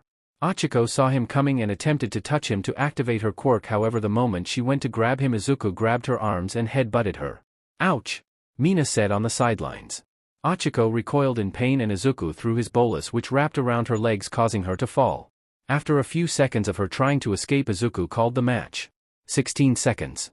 "You know what you need to do," Izuku said. Achiko sighed in frustration as Izuku undid the bolus. She had planned to use her quirk on him, keeping him in the air as long as possible, however that panned out very poorly. After Achiko walked back to the class, Mina gave her a pat on the back. "Hey, don't worry about it," Mina said, reassuring her friend. "That guy is tough as nails." Achiko gave her friend a forced smile. "Yeah.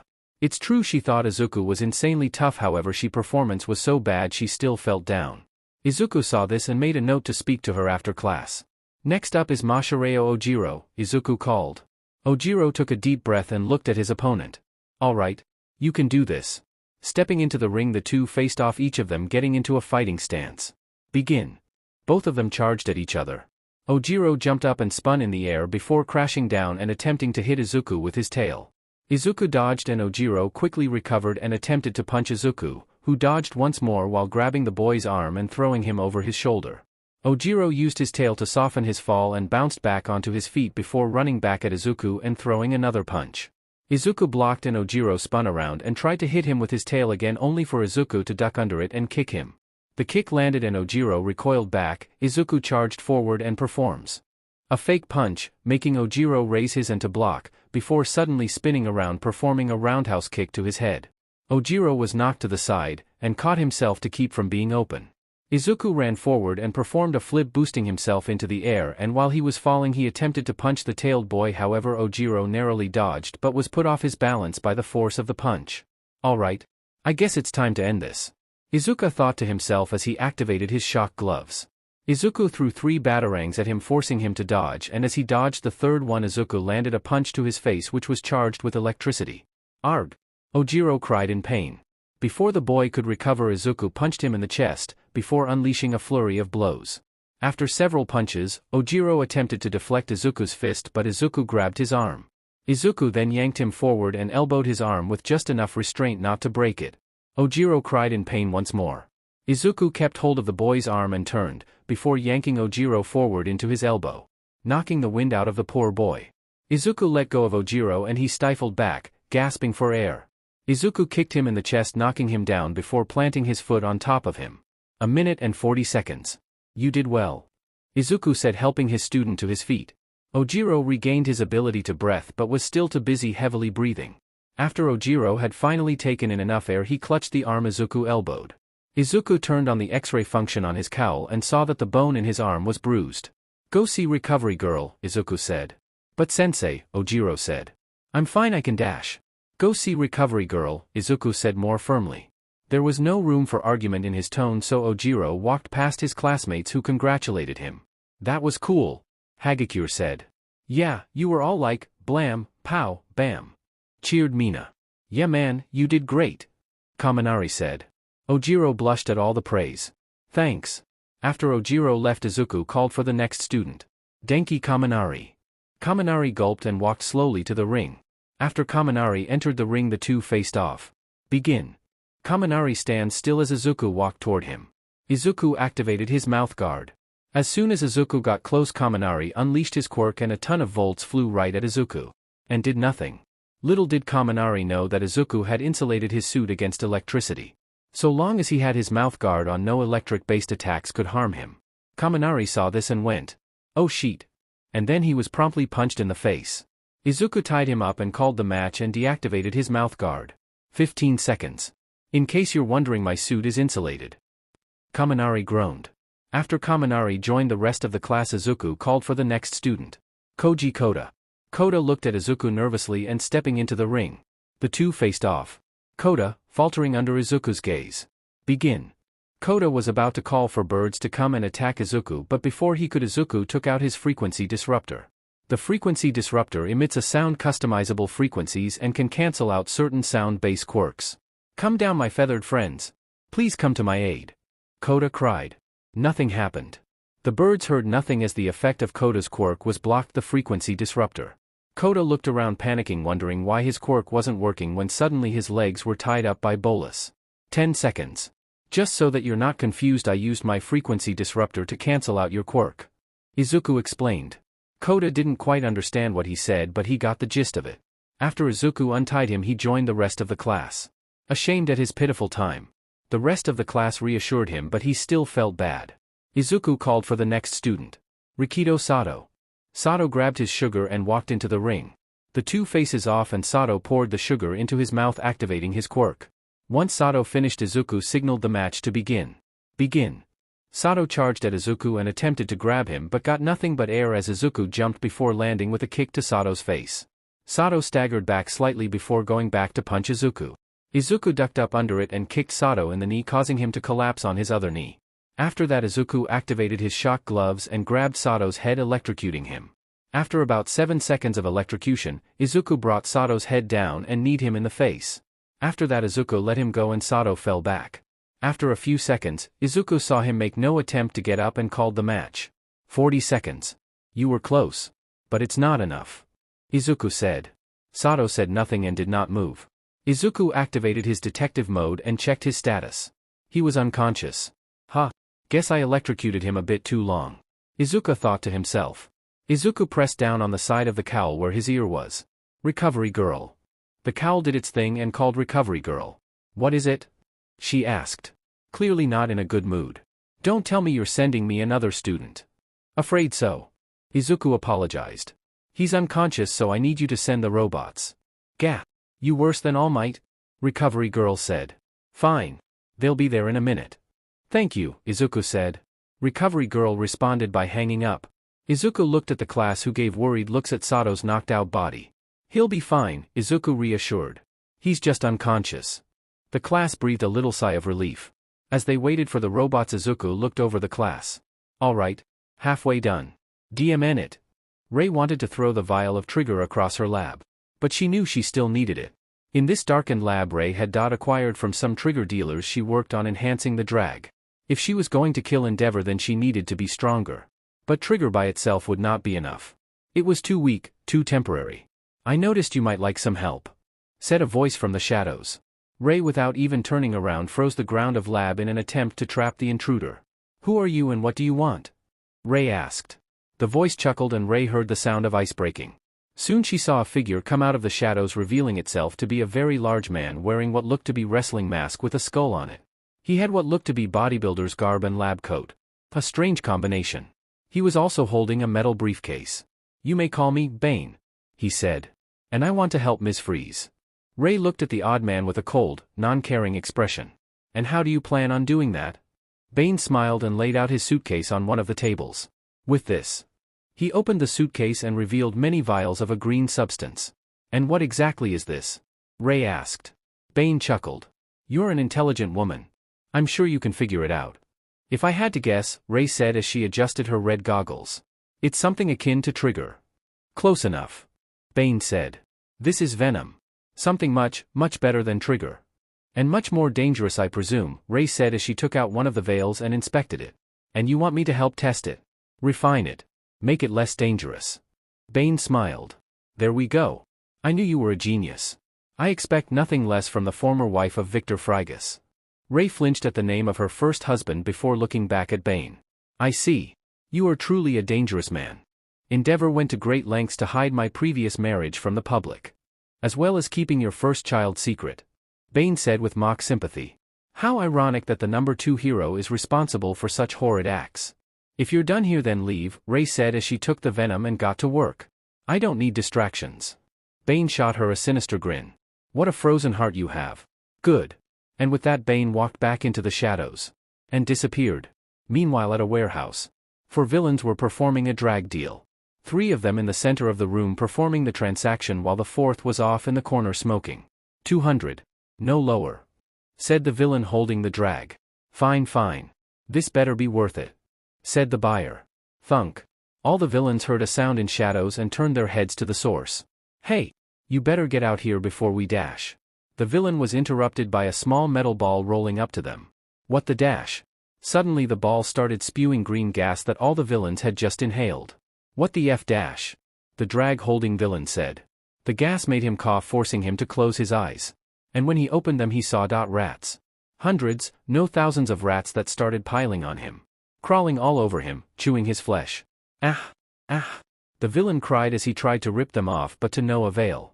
Meanwhile, the other drag-dealing villain was cowering in the corner as an army of zombie clowns came toward him. No!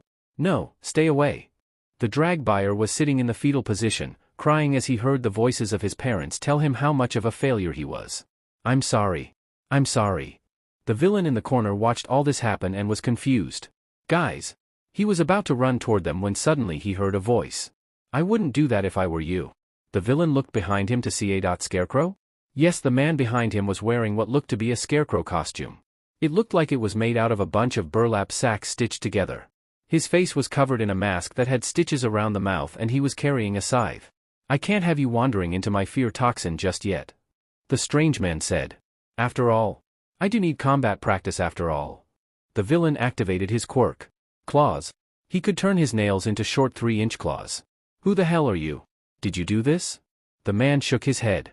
Not very bright are you? Yes, I am responsible for your friend's current state. Don't worry about them too much. Their hearts will fail them soon. Their fates are sealed. You bstrd.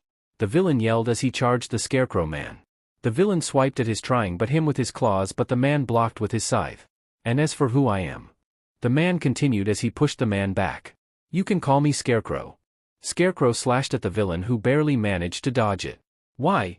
The villain yelled as he lunged at Scarecrow who ducked in order to avoid it. Simple, Scarecrow said as he swung his scythe down trying to hit the villain only for him to jump back. Scum like you deserve to die in the most miserable way possible. There is no other reason. Rah! The villain cried as he ran at Scarecrow. Scarecrow swung his scythe but the villain caught it and yanked it out of his hands. The villain kicked Scarecrow off his feet and onto the ground before leaping on top of him. Any last words, a-hole? The villain yelled as he raised his claw ready to end the man's life. No words, Scarecrow said. Just this.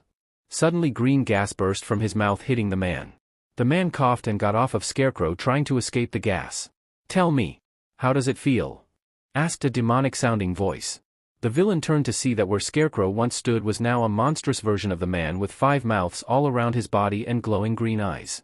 His fingers were like scythes and his feet looked like they belonged to a giant monster bird. What the F dash? The villain yelled. He wanted to run but he was paralyzed with fear. Scarecrow laughed a demonic laugh that sounded like it was coming from the inside of the villain's head. I was hoping I could avoid using this but it looks like I don't have a choice.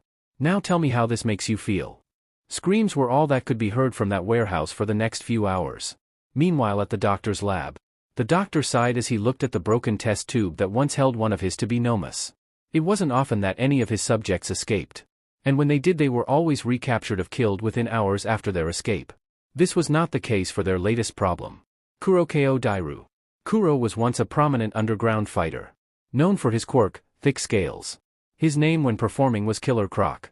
All for One seemed amused by this and kidnapped the man, bring him to the doctor to be one of his test subjects.